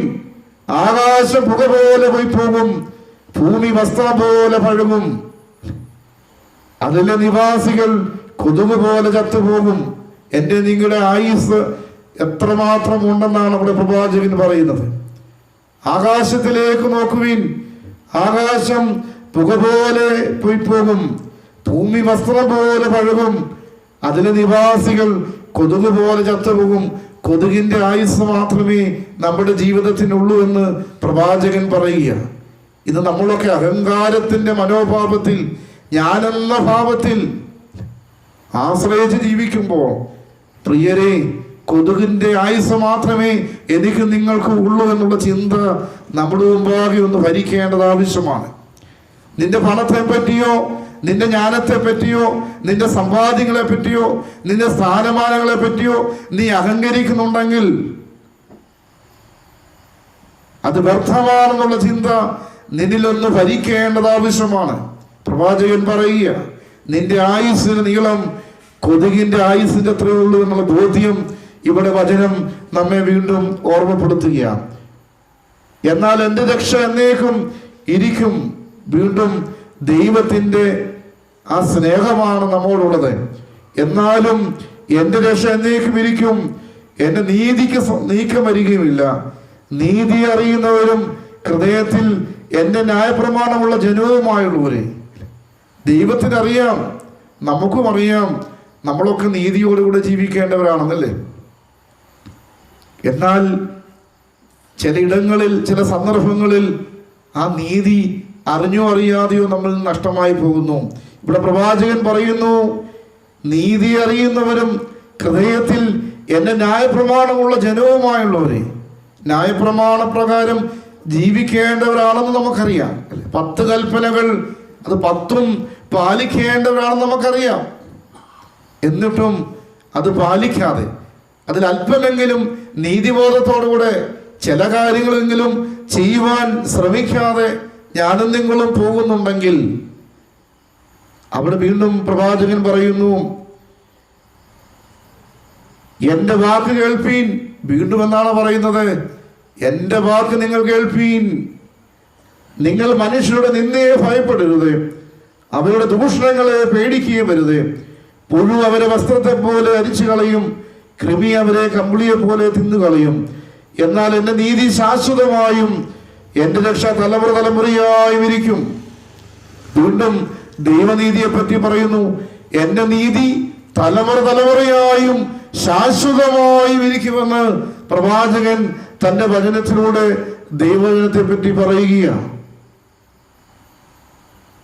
യഹോവയുടെ ഭുജമേ ഉണരുക, ഉണരുക. ഞാനും നിങ്ങളും ആരുടെ ഭുജമാണ്? യഹോവയുടെ ഭുജമാണ്. യഹോവയുടെ കൈകളാൽ നിർമ്മിക്കപ്പെട്ട ശ്രേഷ്ഠമായ മൂല്യമുള്ള ഒരു ജീവിതമാണ്. എൻ്റെ ഭുജമേ ഉണരുക, ഉണരുക. ശക്തി ധരിച്ചുകൊള്ളുക, ദൈവശക്തി ധരിച്ചുകൊള്ളുക. ദൈവശക്തി നിനക്ക് നഷ്ടപ്പെട്ടിട്ടുണ്ടെങ്കിൽ ദൈവികമായ ശക്തി നിന്റെ അഹംഭാവത്തിന്റെ അനുഭവത്തിൽ, നിന്റെ അശ്രദ്ധയുടെ അനുഭവത്തിൽ, നിന്റെ അലസതയുടെ അനുഭവത്തിൽ നഷ്ടപ്പെട്ടിട്ടുണ്ടെങ്കിൽ, ഈ ജഡികമായ ലോകത്തിന്റെ ചിന്താധാരയിൽ മാത്രം ജീവിച്ച് നീ നിന്റെ ജീവിതത്തിന്റെ മൂല്യത്തെ നീ നഷ്ടപ്പെടുത്തിയിട്ടുണ്ടെങ്കിൽ, പ്രവാചകൻ പറയുന്നു, നീ അത് വീണ്ടെടുക്കണം. നീ അതിനെ ആത്മീകമായി വീണ്ടെടുത്തുകൊണ്ട് നിന്റെ കുറുവനെ നീ നികത്തി ആത്മീക നിറവോടുകൂടെ നീ ജീവിക്കണം. അങ്ങനെ ജീവിക്കുമ്പോൾ പണ്ടത്തെ തലമുറകളിലും എന്നാണ് പറയുന്നത്, ഉണരുക, ഉണരുക, ശക്തി ധരിച്ചു കൊള്ളുക. പൂർവകാലത്തും പണ്ടത്തെ തലമുറകളിൽ എന്ന പോലെ ഉണരുക. പൂർവകാലത്തെയും പണ്ടത്തെ തലമുറകളിലെ പോലെ നിങ്ങൾ ഉണരുവിൻ. നമ്മുടെ പിതാക്കന്മാര്, പൂർവകാലത്ത് പിതാക്കന്മാർ അങ്ങനെ ജീവിച്ചവരാ. ഇന്ന് നമ്മൾ അനുഭവിക്കുന്ന ആരാധന സ്വാതന്ത്ര്യവും നമ്മുടെ ജീവിത നേട്ടങ്ങളും പൂർവകാലത്ത് നമ്മുടെ പിതാക്കന്മാർ ഈ മണ്ണിനോട് മല്ലടിച്ച് നമുക്ക് നേടിത്തന്ന സുഹൃത്തുക്കളാണ്. ഇന്ന് ഞാനും നിങ്ങളും അത് അനുഭവിക്കുന്നത് മാത്രമേ ഉള്ളൂ. ഇവിടെ പ്രവാചകൻ പറയുന്നു, പൂർവകാലത്തെയും പണ്ടത്തെ തലമുറകളിൽ എന്ന പോലെ നിങ്ങൾ ജീവിക്കണമെന്ന് ഓർമ്മപ്പെടുത്തുകയാണ്. ഇന്നിന്റെ തലമുറയോടാണ് പ്രവാചകൻ ഇത് ഓർമ്മപ്പെടുത്തുന്നത്. കാരണം നമ്മുടെ ജീവിതത്തിൽ നിന്നും ദൈവവചനവും ദൈവിക പ്രമാണങ്ങളും എങ്ങനെയോ നഷ്ടമായിക്കൊണ്ടിരിക്കുന്നു. അത് സഭയുടെ കാര്യത്തിലാകട്ടെ, മതങ്ങളുടെ കാര്യത്തിലാകട്ടെ, നമ്മുടെ കുടുംബ ജീവിത അനുഭവങ്ങളിലാകട്ടെ, നമ്മുടെ ഉത്തരവാദിത്തങ്ങളാകട്ടെ, പണ്ടുള്ള ആ ഒരു സ്നേഹത്തിൻ്റെയും സമാധാനത്തിൻ്റെയും ഒക്കെ ഒരു ജീവിത അനുഭവങ്ങൾ ഇന്ന് നമുക്ക് നഷ്ടമായിരിക്കുന്നു. ഇവിടെ പ്രവാചകൻ പറഞ്ഞ ഓരോ വാക്യങ്ങളും നമ്മോടുള്ള ഒരു ചോദ്യത്തിൻ്റെ അനുഭവങ്ങളാണ്. നമ്മുടെ ജീവിതത്തെ ഒന്ന് ആഴമായി പഠിക്കുവാനും നമ്മുടെ കുറവുകളെ കണ്ടെത്തുവാനും മാനസാന്തരപ്പെടുന്ന സമയത്ത് മാനസാന്തരപ്പെടുവാനും ദൈവം തരുന്ന അവസരമായി ഈ വചനങ്ങൾ നാം കാണണം. യൂദായെ നമുക്കറിയാമല്ലോ, ഒരുപാട് അവസരങ്ങൾ മാനസാന്തരപ്പെടുവാൻ ഗുരുനാഥനായ ക്രിസ്തു അവൻ അവസരം കൊടുക്കുന്നുണ്ട്. അവൻ ഓരോ സന്ദർഭത്തിലും അവൻ ചെയ്യാൻ പോകുന്ന തെറ്റിനെ പറ്റി ഓർമ്മപ്പെടുത്തുമ്പോഴും അവന്റെ ഉള്ളിൽ അതൊന്നും വകവയ്ക്കാതെ അവൻ ജീവിക്കുമ്പോൾ, അവൻ മുന്നോട്ട് പോകുമ്പോൾ അവസാനം ആ 30 വെള്ളിക്കാശും അവന് അനുഗ്രഹമായി മാറുന്നില്ല. അവസാനം അവൻ ആത്മഹത്യ ചെയ്യുകയാണ്. കയറുപറ്റി കുടലെല്ലാം തുറച്ചുപോയി എന്ന് അപ്പോസ്തല പ്രവൃത്തികളിൽ യൂദായെ പറ്റി ഓർമ്മപ്പെടുത്തുന്നുണ്ട്. പ്രിയരെ, മാനസാന്തരപ്പെടുവാനുള്ള അവസരങ്ങളാണ് നമ്മുടെ ജീവിതത്തിൽ ദൈവം ചില സന്ദർഭങ്ങളിലൂടെ നമുക്ക് കൊണ്ട് തരുന്നത്.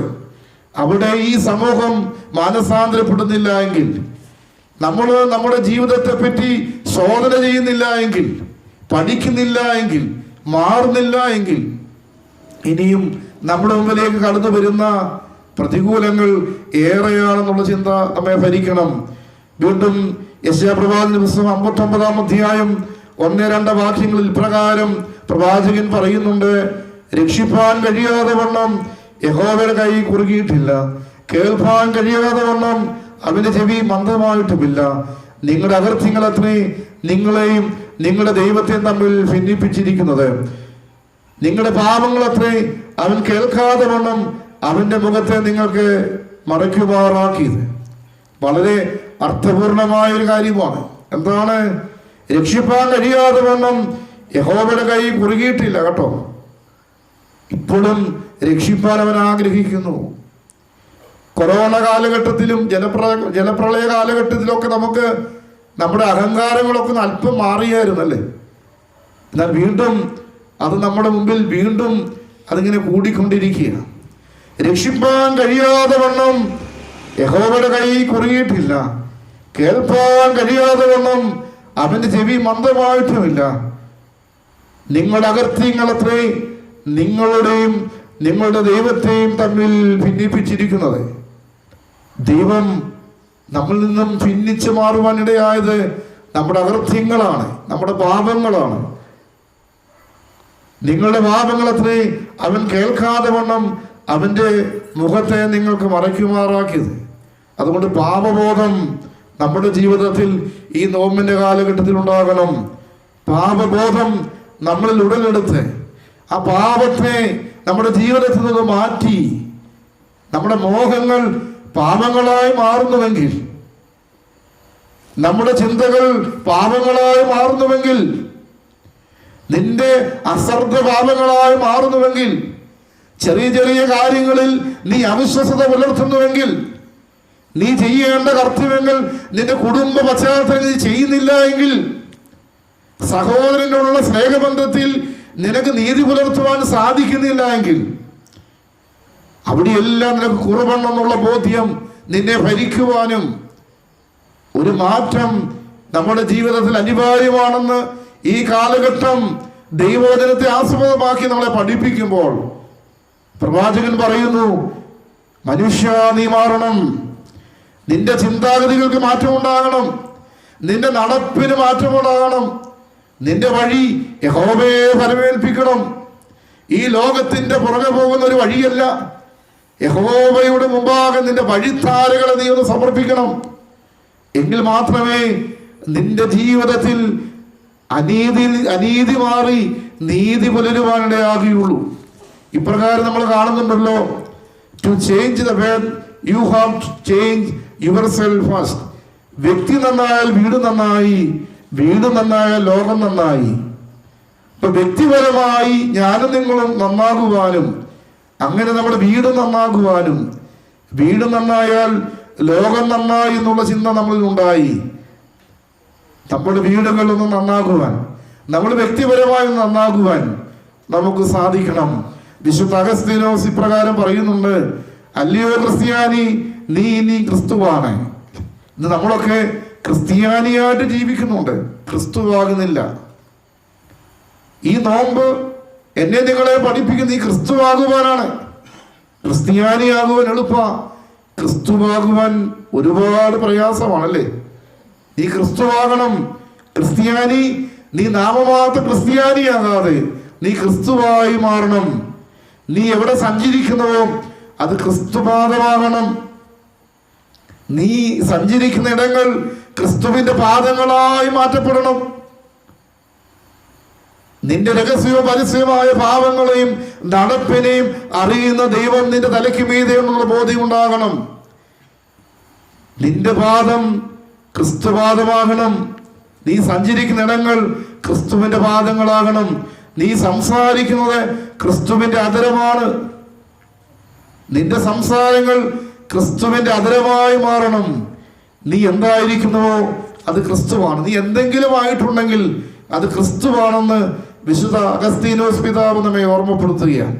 അതുകൊണ്ട് നല്ല ക്രിസ്ത്യാനിയായി, ക്രിസ്തുവിനെ ധരിക്കുന്നവരായി, ക്രിസ്തുവിനെ വഹിക്കുന്നവരായി തീരുവാൻ ഈ നോമ്പിന്റെ കാലഘട്ടവും നമ്മുടെ ജീവിതത്തിന്റെ ഓരോ കാലഘട്ടവും അപ്രകാരമായി തീരുവാൻ നമുക്കിടയാകണം. ഇവിടെ പ്രവാചകൻ പകർന്നു നൽകിയ ആത്മീയമായ വചനങ്ങൾ ഞാൻ വേദപുസ്തക അടിസ്ഥാനമായി മാത്രമാണ് ഈ രാത്രി ഇവിടെ വചന ശുശ്രൂഷ നടത്തിയത്. ഓരോ വാക്യങ്ങളും നമ്മുടെ മുമ്പാകെ പകർന്നു നൽകിയ ആത്മീകമായ ബോധ്യങ്ങൾ നമ്മുടെ ജീവിതത്തിലേക്കൊന്ന് കൊണ്ടുവരുവാനും കുറവുകളെ കണ്ടെത്തി അനുതാപത്തിലൂടെ, മാനസാന്തരത്തിലൂടെ, കണ്ണുനീരിലൂടെ പുതുക്കം പ്രാപിപ്പാനും ഈ നോമ്പിന്റെ കാലഘട്ടം നമുക്ക് മുഖാന്തരമാകട്ടെ. പ്രിയമുള്ളവരെ, നീതിയുടെ അനുഭവം, യഹോവയെ അന്വേഷിക്കുന്ന അനുഭവം, അവന്റെ വാക്ക് കേൾക്കുന്ന അനുഭവം, എൻ്റെ നിങ്ങളുടെ ജീവിതത്തിന്റെ മൂല്യം അത്രമാത്രം ഉണ്ടെന്നുള്ള ബോധ്യം, വെറും ഒരു സൃഷ്ടിയല്ല, ഈ ഭൂമിയിലെ ഏറ്റവും മൂല്യമുള്ള സൃഷ്ടിയായാണ് മനുഷ്യനെ ദൈവം സൃഷ്ടിച്ചിരിക്കുന്ന ബോധ്യം, മരുഭൂമിയുടെ അനുഭവങ്ങളെ ഏദൻ തോട്ടത്തെ പോലെയാക്കുന്ന ദൈവം, ഒന്നുമില്ലായ്മയിൽ നിന്നും സമൃദ്ധി നൽകിയ ദൈവം, തലമുറകളെ അനുഗ്രഹിക്കുന്ന ദൈവം, അങ്ങനെ എത്രയോ എത്രയോ ആഴമായ ദൈവ സ്നേഹത്തെയാണ് പ്രവാചകൻ ഈ അധ്യായത്തിലൂടെ നമുക്ക് പകർന്നു നൽകിയത്. വീണ്ടും ചില കുറവുകൾ, ചില ഓർമ്മപ്പെടുത്തലുകളൊക്കെ പ്രകൃതിയുമായി ബന്ധപ്പെട്ടും രോഗവുമായി ബന്ധപ്പെട്ടൊക്കെ മുമ്പാകെ പ്രവാചകൻ പകർന്നു നൽകുന്നുണ്ട്. അതുകൊണ്ട് നമ്മുടെ വഴികൾ വിശുദ്ധമായി തീരട്ടെ, നമ്മുടെ ചിന്തകൾ ദൈവികമായി തീരട്ടെ. നല്ലൊരു ജീവിതയാത്ര, തീർത്ഥാടനം ഈ നോമ്പിന്റെ അനുഭവത്തിലൂടെ പൂർത്തീകരിക്കുവാനൊക്കെ വേണം ദൈവത്തിന്റെ പരിശുദ്ധാത്മാവ് നമ്മെ സഹായിക്കട്ടെ എന്ന് ആത്മാർത്ഥമായി പ്രാർത്ഥിക്കുന്നു, ആശംസിക്കുന്നു. ഇങ്ങനെ നല്ലൊരു അവസരം ഒരുക്കി തന്ന ഈ ഇടവകയുടെ പ്രിയപ്പെട്ട വികാരിയച്ഛൻ പോൾ എബ്രഹാം അച്ഛനുമായുള്ള ആത്മബന്ധം ഉണ്ട്. ആ നിലയിലും പ്രിയപ്പെട്ട അച്ഛനും ഈ കുടുംബവുമായുള്ള ബന്ധത്തിലും ഇവിടെ കടന്നു വരുമെന്നൊക്കെ ഇടയായി ഇത്രയും നേരം ശ്രദ്ധയോട് കേട്ടിരുന്ന എല്ലാവരോടും നന്ദി അറിയിച്ചുകൊണ്ട് ദൈവം നമ്മെ എല്ലാവരെയും വാഴ്ത്തി അനുഗ്രഹിക്കണമെന്ന് പ്രാർത്ഥിക്കുന്നു. പ്രിയപ്പെട്ട ആൻഡ്രൂസ് അച്ഛൻ്റെ സാന്നിധ്യം നമ്മോടൊപ്പം ഉണ്ട്.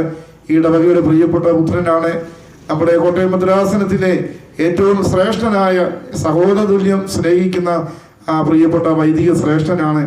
അച്ഛൻ്റെ സാന്നിധ്യത്തിനും പ്രാർത്ഥനയ്ക്കും പ്രത്യേകം അച്ഛനോട് നന്ദി അറിയിച്ചുകൊണ്ടും നടത്തുന്നു. ദൈവം നമ്മെ വാഴ്ത്തി അനുഗ്രഹിക്കട്ടെ.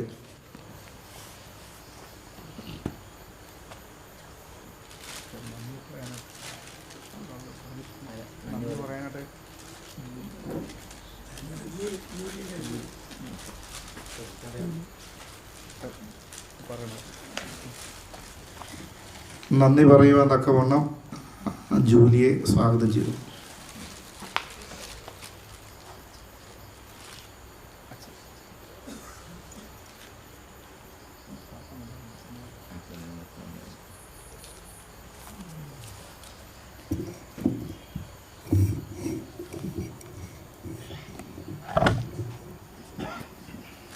ത്രിയേക ദൈവത്തിൻ്റെ വലിയ തിരുനാമത്തിന് മഹത്വമുണ്ടാകട്ടെ.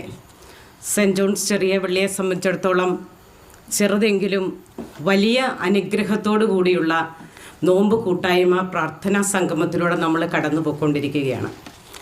ഭവനത്തിൽ വെച്ച് നടക്കുന്ന പ്രാർത്ഥനാ സംഗമത്തിൻ്റെ 2ാം ദിവസത്തിലേക്ക് ഞങ്ങളുടെ ഭവനത്തെ ഒരുക്കുവാൻ ദൈവം അനുഗ്രഹിച്ചതിനെ ഓർത്ത് കർത്താവിനെ സ്തുതിക്കുന്നു, സ്തോത്രം ചെയ്യുന്നു. നമ്മൾ കടന്നുപോയ ഈ 1 മണിക്കൂർ നമ്മളെങ്ങനെയാണ് ആത്മീയമായ ജീവിതത്തെ നയിക്കേണ്ടത്? അവിടെ പറഞ്ഞ ഒരു വാക്ക് ഏറ്റവും പ്രധാനപ്പെട്ടത്, നമ്മുടെ ജീവിതം ദൈവികമായ ഒരു ജസ്റ്റിസോടുകൂടി, നീതിയോടുകൂടി ജീവിക്കണം. ആ വാക്കുകളിലൂടെ അച്ഛനിങ്ങനെ കടന്നു പോകുമ്പോൾ അതൊരു പേമാരി പോലെ പലരുടെയും മനസ്സിൽ ഒന്ന് കുത്തി നോവിച്ചിട്ടുണ്ടായിരിക്കും ഈ സമൂഹത്തിൽ. ഇവിടെ ഇരിക്കുന്ന ആൾക്കാരെന്നൊന്നും ഞാൻ അർത്ഥമാക്കുന്നില്ല, എങ്കിലും ലൈവായിട്ട് ഇത് പൊയ്ക്കൊണ്ടിരിക്കുകയാണ്. പക്ഷേ ആ സമയത്തൊക്കെയും ഇത് കേൾക്കുന്ന പലരുടെയും മനസ്സിലൊരു നൊമ്പരം ഉണ്ടാക്കിയിരിക്കും. കാരണം നമ്മളുടെ ജീവിതത്തിൽ ദൈവികമായ നീതി ആരോടൊക്കെ നമ്മൾ കാണിക്കേണ്ടതായിട്ടുണ്ട്. ഏറ്റവും പ്രധാനമായിട്ട് നമ്മളുടെ മാതാപിതാക്കളോട്, നമ്മളുടെ പാർട്ട്ണറായിരിക്കുന്ന ഭർത്താവ് അല്ലെങ്കിൽ ഭാര്യയോട്, മക്കളോട്, ഈ സമൂഹത്തോട്. അത്തരമൊരു ജീവിതം നയിക്കാൻ നമുക്ക് എത്രമാത്രം സാധിക്കുന്നുണ്ട് എന്ന് ചിന്തിക്കേണ്ട ഏറ്റവും വലിയ വചനങ്ങളിലൂടെയാണ് ഈ 1 മണിക്കൂർ കടന്നുപോയത്. അച്ഛൻ്റെ വാക്കുകളിലൂടെ ഒന്ന് കേട്ട് ഒന്ന് ചെവിയിലൂടെ കടന്നു പോകുന്ന ഒരു അനുഭവത്തിലൂടെ കടന്നു പോകാതെ അവയൊക്കെ നമ്മുടെ ജീവിതത്തിലെ പാഠമാക്കാനും ഈ നോമ്പ് കാലഘട്ടത്തിൽ ദൈവത്തിൻ്റെ പാദപീഠത്തിലേക്ക് ഏറ്റവും അടുത്തു വരുവാനും നമുക്ക് അനുഭവം ഉണ്ടാകത്തക്ക രീതിയിലുള്ള വാക്കുകളായിരുന്നു അദ്ദേഹത്തിൻ്റെത്. കുരുക്ഷേത്ര യുദ്ധത്തിൽ യുദ്ധം നയിക്കുന്ന സമയത്ത് അർജുനൻ തൻ്റെ തേരിലിരുന്നു കൊണ്ട് തിരികെ ശത്രുപക്ഷത്തേക്ക് നോക്കുമ്പോൾ തൻ്റെ സഹോദരന്മാരായിരുന്നു ധാരാളവും.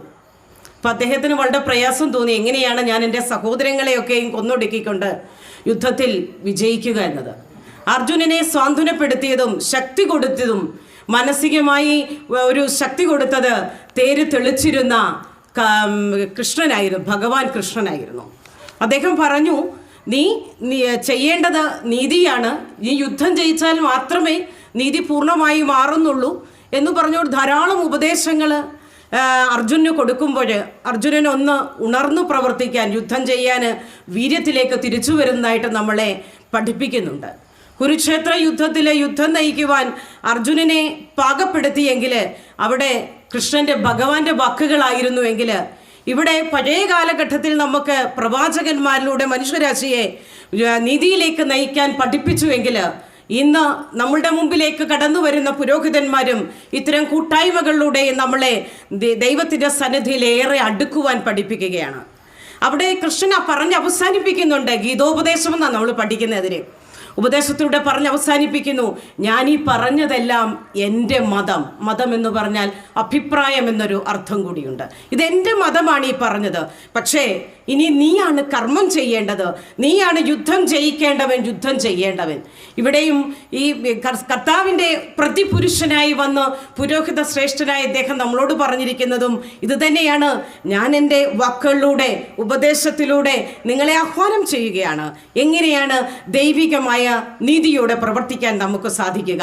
അത്തരം ഈ വചനങ്ങളിലൂടെ ശ്രീകൃഷ്ണ ഭഗവാൻ ഗീതോപദേശം നൽകിയതുപോലെ ബഹുമാനപ്പെട്ട ഏറ്റവും പ്രിയങ്കരനായ ഇട്ടിസ് തോമസ് അച്ഛൻ നമ്മുടെ ഭവനത്തിലേക്ക് കടന്നു വരികയും ഈ പ്രാർത്ഥനാ സംഗമത്തിൽ നമുക്ക് വചനത്തിലൂടെ നമ്മളെല്ലാവരെയും കർത്താവിൻ്റെ പാദപീഠത്തിലേക്ക് അടുപ്പിക്കുകയും ചെയ്തു. അദ്ദേഹത്തിൻ്റെ വാക്കുകൾക്ക്, അദ്ദേഹത്തിൻ്റെ സാന്നിധ്യത്തിന് ഏറെ നന്ദി രേഖപ്പെടുത്തുന്നു. സെൻറ്റ് ജോൺസ് ഇടവകയുടെ പേരിലും വ്യക്തിപരമായ പേരിലുമുള്ള നന്ദി രേഖപ്പെടുത്തിക്കൊള്ളട്ടെ. അസാന്നിധ്യം ആദ്യമൊക്കെ ഞങ്ങളുടെ അച്ഛൻ ഉണ്ടായിരുന്നു, ഇടവക വികാരി പോൾ എബ്രഹാം അച്ഛൻ. അച്ഛന് മറ്റൊരു സ്ഥലത്തേക്ക് പോകേണ്ട ഒരു അത്യാവശ്യം വന്നതുകൊണ്ടാണ് പോയത്. അച്ഛൻ, ഞാൻ എപ്പോഴും പല വേദികളിലും പ്രസംഗിക്കാൻ അവസരം കിട്ടുമ്പോൾ പറയാറുണ്ട്, ഏറ്റവും ശാന്തനായി, ഏറ്റവും കർമ്മ ത്വരയോടുകൂടി എല്ലാ കാര്യങ്ങളെയും കോർഡിനേറ്റ് ചെയ്യാൻ ഇറ്റ്സ് എ ലീഡർഷിപ്പ് ക്വാളിറ്റി അത് അദ്ദേഹത്തിനുണ്ട്. അദ്ദേഹത്തിൻ്റെ വാക്കുകളായിരിക്കാം ഒരു പക്ഷേ ഞാനിവിടെ നിന്ന് നന്ദി രേഖപ്പെടുത്താനുള്ള കാരണവും. ജൂലിയൊന്നും നന്ദി രേഖപ്പെടുത്തുമെന്ന് പറഞ്ഞപ്പോൾ എനിക്ക് അത്ഭുതം തോന്നി. കാരണം അതിൻ്റെ ഒരു ആവശ്യമില്ല, സ്ത്രീ ശബ്ദം വേണ്ട എന്നായിരുന്നു ഞാൻ വിചാരിച്ചത്. പക്ഷേ അച്ഛൻ്റെ ഒരു ആഹ്വാനം കൂടി ആയിരിക്കാം, ദൈവകൃപയായിരിക്കാം ഞാനിവിടെ നിങ്ങളുടെ മുമ്പിൽ നിൽക്കുന്നതും. എല്ലാത്തിനും നേതൃത്വം നൽകിയ ദൈവകൃപയുള്ള പ്രിയപ്പെട്ട അച്ഛനോടുള്ള നന്ദി രേഖപ്പെടുത്തുന്നു. അതോടൊപ്പം തന്നെ നമ്മുടെ പ്രിയപ്പെട്ട ആൻഡ്രൂസ് അച്ഛനെ വളരെ പലപ്പോഴും നമ്മൾ കാണുന്നതൊക്കെ നമ്മളുടെ കൂട്ടത്തിലൊരാൾ, അതാണ് അച്ഛൻ ഈ ഒരു സാന്നിധ്യവും. കാരണം തിരക്കുകൾക്കിടയിൽ ആൻഡ്രൂസ് അച്ഛൻ ഓടി വരികയായിരുന്നു. നമ്മളുടെ ഇടവകയുടെ പുത്രൻ തന്നെയാണ്. അച്ഛനോടും ഏറെ സ്നേഹത്തോടുകൂടിയും നന്ദി രേഖപ്പെടുത്തിക്കൊള്ളട്ടെ. അതോടൊപ്പം തന്നെ നന്ദി രേഖപ്പെടുത്താനുള്ളത് ഞങ്ങളുടെ വീട് ഇടവകയിൽ നിന്ന് അല്പം മാറിയാണ് എങ്കിലും ഇവിടേക്ക് എത്തിച്ചേർന്നിരിക്കുന്ന എല്ലാ ഇടവക അംഗങ്ങളോടും ഹൃദയപൂർവ്വം നന്ദി രേഖപ്പെടുത്തുന്നു. ഒപ്പം തന്നെ ഞങ്ങളുടെ ക്ഷണം സ്വീകരിച്ച് തൊട്ടടുത്തുള്ള അയൽവാസികളായ സഹോദരങ്ങൾ എത്തിച്ചേർന്നിട്ടുണ്ട്. അവരുടെ സാന്നിധ്യത്തിന്, നിങ്ങളുടെ പ്രാർത്ഥനയ്ക്ക് ഏറെ നന്ദി രേഖപ്പെടുത്തുന്നു. എല്ലാവരോടും, എൻ്റെ മാതാപിതാക്കൾ എറണാകുളത്തുനിന്ന് വന്നിട്ടുണ്ട്, എല്ലാവരുടെയും സാന്നിധ്യത്തിന്, നിങ്ങളുടെ ഓരോരുത്തരുടെയും പ്രാർത്ഥനയിൽ. ഞങ്ങളുടെ അപ്പച്ചൻ ഇവിടെയുണ്ട്. അപ്പച്ചൻ 5 വർഷമായി പള്ളിയിൽ റെഗുലറായിട്ട് പോയിട്ട്. എനിക്ക് തോന്നുന്നു ഏറ്റവും കൂടുതൽ സന്തോഷം ഈ പ്രാർത്ഥനാ സംഗമത്തിൽ അപ്പച്ചനായിരിക്കും. കാരണം എല്ലാവരെയും ഒന്ന് കാണാൻ അപ്പച്ചന് സാധിച്ചു. എല്ലാവരുടെയും സാന്നിധ്യത്തിനും വാക്കുകൾക്കും ഒരിക്കൽ കൂടി നന്ദി രേഖപ്പെടുത്തിക്കൊണ്ട് താങ്ക് യു വെരി മച്ച്.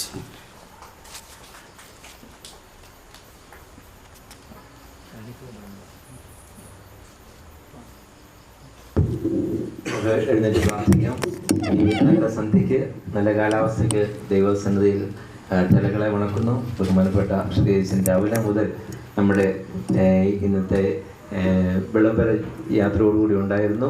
എന്നിട്ടും ഇത്ര ഊർജ്ജസ്വലമായി ഇടവിലേക്ക് കടന്നു വന്നു. ഒരിക്കൽ കൂടി നന്ദി, എല്ലാവരോടും നന്ദി. ഭവനത്തോട്, ഇത്ര കൃത്യമായ അതിഥേയം അരുളിയ ഭവനത്തോട്, വികാരിയച്ഛന് വേണ്ടിയും എല്ലാവർക്കും വേണ്ടിയും നന്ദി അറിയിക്കുന്നു. ദൈവം നമ്മെ അനുഗ്രഹിക്കട്ടെ. പ്രാർത്ഥിക്കാം. അടിയങ്ങൾ അളവ് കൂടാതെ സ്നേഹിക്കുന്ന സ്വർഗീയ പിതാവാം ദൈവമേ, ഈ നല്ല സന്ധ്യ ഞങ്ങൾക്ക് ഒരുക്കി തന്ന നന്മയ്ക്കായി സ്തുതിക്കുന്നു, സ്തോത്രം ചെയ്യുന്നു. നാഥ ദൈവമേ, ഞങ്ങൾ ഏഴുകളും പാപികളും കുറവുള്ളവരുമാകുന്നു. ഈ നോമ്പിൻ്റെ നല്ല അനുഭവങ്ങളിലൂടെ കടന്നു പോകുമ്പോൾ ഞങ്ങളുടെ ജീവിതത്തിലേക്കൊന്ന് തിരിഞ്ഞു നോക്കുവാനും കർത്താവിയെ കുറവുകളെ കണ്ടെത്തി അനുദപിക്കുവാനും മാനസാന്തരപ്പെടുവാനും ഞങ്ങളുടെ നോമ്പിൻ്റെ ദിനങ്ങളും ജീവിതത്തിലുടനീളം ഞങ്ങൾക്ക് അവസരം നൽകണമേ എന്ന് പ്രാർത്ഥിക്കുന്നു. ദൈവമേ, നീ നൽകിയതല്ലാതെ മറ്റൊന്നും ഞങ്ങളുടെ ജീവിതത്തിലില്ല. അങ്ങയുടെ മുഖത്തേക്ക് നോക്കി യാത്ര ചെയ്യുവാൻ തക്കവണ്ണം ഞങ്ങളുടെ ജീവിത വഴിത്താരകളെ ദൈവമേ അവിടുന്ന് ഇടമാക്കണമേ, വിശുദ്ധമാക്കണമെന്ന് പ്രാർത്ഥിക്കുന്നു. ഈ ലോകത്തിന് അനുഭവപ്പെടുന്ന ആളുകളായി മാറുവാൻ ഞങ്ങളെ അവിടുന്ന് ഇടയാക്കരുത് എന്ന് പ്രാർത്ഥിക്കുന്നു. ക്രിസ്തുവിന് അനുരൂപപ്പെടുന്ന, ക്രിസ്തുവിനെ ഹൃദയത്തോട് ചേർത്ത് വയ്ക്കുന്ന നല്ല തീർത്ഥാടക സമൂഹമായി മാറുവാൻ തക്കവണ്ണം ഞങ്ങളുടെ ജീവിതയാത്രകളെ ദൈവമേ വിശുദ്ധമാക്കണമേ എന്ന് പ്രാർത്ഥിക്കുന്നു. ദൈവമേ, ഞങ്ങളായിരിക്കുന്ന ഈ ഭവനത്തെ തൃക്കരങ്ങളിലേക്ക് ഞങ്ങൾ പൂർണ്ണമായി സമർപ്പിക്കുന്നു. ക്രിസ്തുവിൻ്റെ സന്തോഷവും സമാധാനവും സ്നേഹവും ഐശ്വര്യവും സമ്പത്തും ഉയർച്ചയും ഈ ഭവനത്തിനും ഞങ്ങൾ ഇടവകയിലെ ഭവനങ്ങൾക്കും മാതാപിതാക്കൾക്കും സഹോദരി സഹോദരങ്ങൾക്കും കുഞ്ഞുങ്ങൾക്കും ദൈവമേ നൽകണമേ എന്ന് പ്രാർത്ഥിക്കുന്നു. നിന്റെ വിജയമുള്ള സ്ലീഹായും മാലാഖമാരും വിശുദ്ധന്മാരും ഞങ്ങളുടെ ഭവനങ്ങൾക്കും ഞങ്ങളുടെ ജീവിതത്തിനും കാവലാകണമേ എന്ന് പ്രാർത്ഥിക്കുന്നു. പ്രത്യേക ദൈവമേ, രോഗികളായ അനേകരും ഞങ്ങളുടെ ചുറ്റുപാടുകളിലുമുണ്ട്. പ്രത്യേക ഈ ഭവനത്തിൽ രോഗിയായിരിക്കും നിങ്ങളുടെ പിതാവിനെ തൃക്കരങ്ങളിലേക്ക് സമർപ്പിക്കുന്നു. നാഥ, പ്രത്യാശയോടും വിശ്വാസത്തോടും കൂടെ ദൈവമേ മുൻപോട്ട് ജീവിതയാത്ര നയിക്കുവാനും കഷ്ടതകളിലും സഹനങ്ങളിലും ശോധനകളിലും തകർന്നു പോകാതെ അബ്രഹാം പിതാവിന്റെ വിശ്വാസത്തെ ഹൃദയത്തോട് ചേർത്ത് വെച്ച് മുന്നേറുവാൻ നിന്റെ മകനും ഈ ഭവനത്തിനും മറ്റുള്ള ഭവനങ്ങൾക്കും ദൈവമേ അവിടുന്ന് സംഗതിയാക്കണമേ എന്ന് പ്രാർത്ഥിക്കുന്നു. ദൈവമേ, അനേക രോഗികൾ ആശുപത്രികളും ഭവനങ്ങളും കഴിയുന്നു. നീ തൊട്ടവരും നിന്നെ തൊട്ടവരും സൗഖ്യമായി. ഈ നോമ്പിന്റെ കാലഘട്ടം അനേക രോഗികളെ സൗഖ്യമാക്കി ക്രിസ്തുവിന്റെ ആ ശ്രേഷ്ഠമായ ചിത്രം ഞങ്ങൾ മുമ്പാകെ വരച്ചു കാട്ടുമ്പോൾ ദൈവമേ, ഞങ്ങളുടെ വിശ്വാസവും ഞങ്ങളുടെ പ്രത്യാശയും അങ്ങയുടെ സാന്നിധ്യം കൊണ്ട് ഞങ്ങൾ രോഗികളെ സുഖപ്പെടുത്തുമെന്ന ബോധ്യമാണ്. ഞങ്ങളുടെ ശിഷ്യനായ തോമാസ് ലീഹായുടെ ഇരട്ട വിരലുകൾ അങ്ങയുടെ വിലാപത്ത് തൊട്ടപ്പോൾ വിഭിന്നമായി മാറിയതുപോലെ ദൈവമേ, മാരകമായ രോഗങ്ങളാലും പകർച്ചവ്യാധികളാലും സാംക്രമിക രോഗങ്ങളാലും ജീവിതശൈലി രോഗങ്ങളാലും കഴിയുന്ന അനേകം ഞങ്ങളുടെ ചുറ്റുപാടുണ്ടാകുമ്പോൾ അവരെല്ലാം ഇവിടുന്ന് തൊട്ട് സൗഖ്യം നൽകണമേ എന്ന് പ്രാർത്ഥിക്കുന്നു. ദൈവമേ, വാർദ്ധക്യത്തിലായിരിക്കുന്ന മാതാപിതാക്കൾക്ക് സമാധാനവും സന്തോഷവും ആശ്വാസവും നൽകണമേ. പഠിച്ചുകൊണ്ടിരിക്കുന്ന കുഞ്ഞുങ്ങൾക്ക് ദൈവികമായ ജ്ഞാനവും അവിടുന്ന് പ്രദാനം ചെയ്യണമേ. ദൂരദേശങ്ങളിൽ കഴിയുന്ന ഞങ്ങളുടെ കുഞ്ഞുങ്ങൾക്കും അവിടെ ജോലിയിൽ ജീവിക്കുന്നവർക്കും ദൈവമേ അവിടുത്തെ കരുതലും കാവലും അനുഗ്രഹങ്ങളും എപ്പോഴും നൽകണമേ എന്ന് പ്രാർത്ഥിക്കുന്നു. പരിശുദ്ധ സഭയെ തൃക്കരങ്ങളിൽ സമർപ്പിക്കുന്നു. നാളത്തെ മാർത്തോമൻ പൈതൃക സംഗമത്തെ തിരുമുമ്പാകെ സമർപ്പിക്കുന്നു. ലോകത്തിന്റെ വിവിധ ഭാഗങ്ങൾ കടന്നു വരുന്ന വിശ്വാസി സമൂഹം ദൈവമേ ഈ സഭയുടെ ആസ്ഥാനത്തിലേക്ക് കടന്നു വരുമ്പോൾ ദൈവമേ നാളെ നടക്കുന്ന എല്ലാ കാര്യങ്ങളും ഏറ്റവും ഭംഗിയായി പൂർത്തീകരിക്കുവാൻ പരിശുദ്ധാത്മാവിന്റെ നായകത്വം ഞങ്ങളുടെ ഇടങ്ങളിൽ ദൈവമേ വ്യാപരിപ്പിക്കണമേ എന്ന് പ്രാർത്ഥിക്കുന്നു.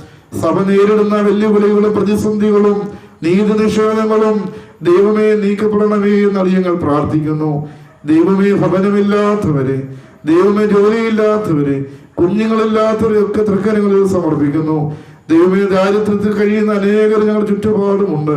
അവരെല്ലാം തൃക്കരങ്ങളിലേക്ക് സമർപ്പിക്കുന്നു. ദൈവമേ ഞങ്ങളുടെ പ്രാർത്ഥന ആവശ്യപ്പെട്ട അനേകരുണ്ട്. എല്ലാവരെയും തൃക്കരങ്ങളിലേക്ക് സമർപ്പിക്കുന്നു.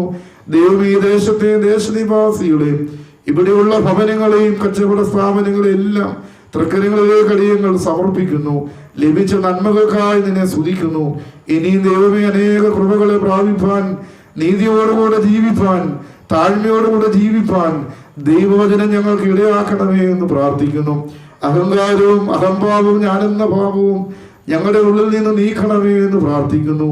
ദൈവാശ്രയത്തോട് മുന്നേറുവാൻ, ദൈവകൃപയെ പ്രാപിപ്പാൻ തക്കവണ്ണം ഞങ്ങളെ നാടായിടയാക്കണമേ. മദ്യത്തിന്റെയും മയക്കുമരുന്നിന്റെയും ലഹരി പദാർത്ഥ ഉപയോഗത്താൽ നശിച്ചുകൊണ്ടിരിക്കുന്ന തലമുറയെ ദൈവികമായ മാർഗത്തിൽ വഴി നടത്തുവാൻ പരിശുദ്ധാത്മാവെ അങ്ങ് ഇറങ്ങി വസിക്കണമേ എന്ന് പ്രാർത്ഥിക്കുന്നു.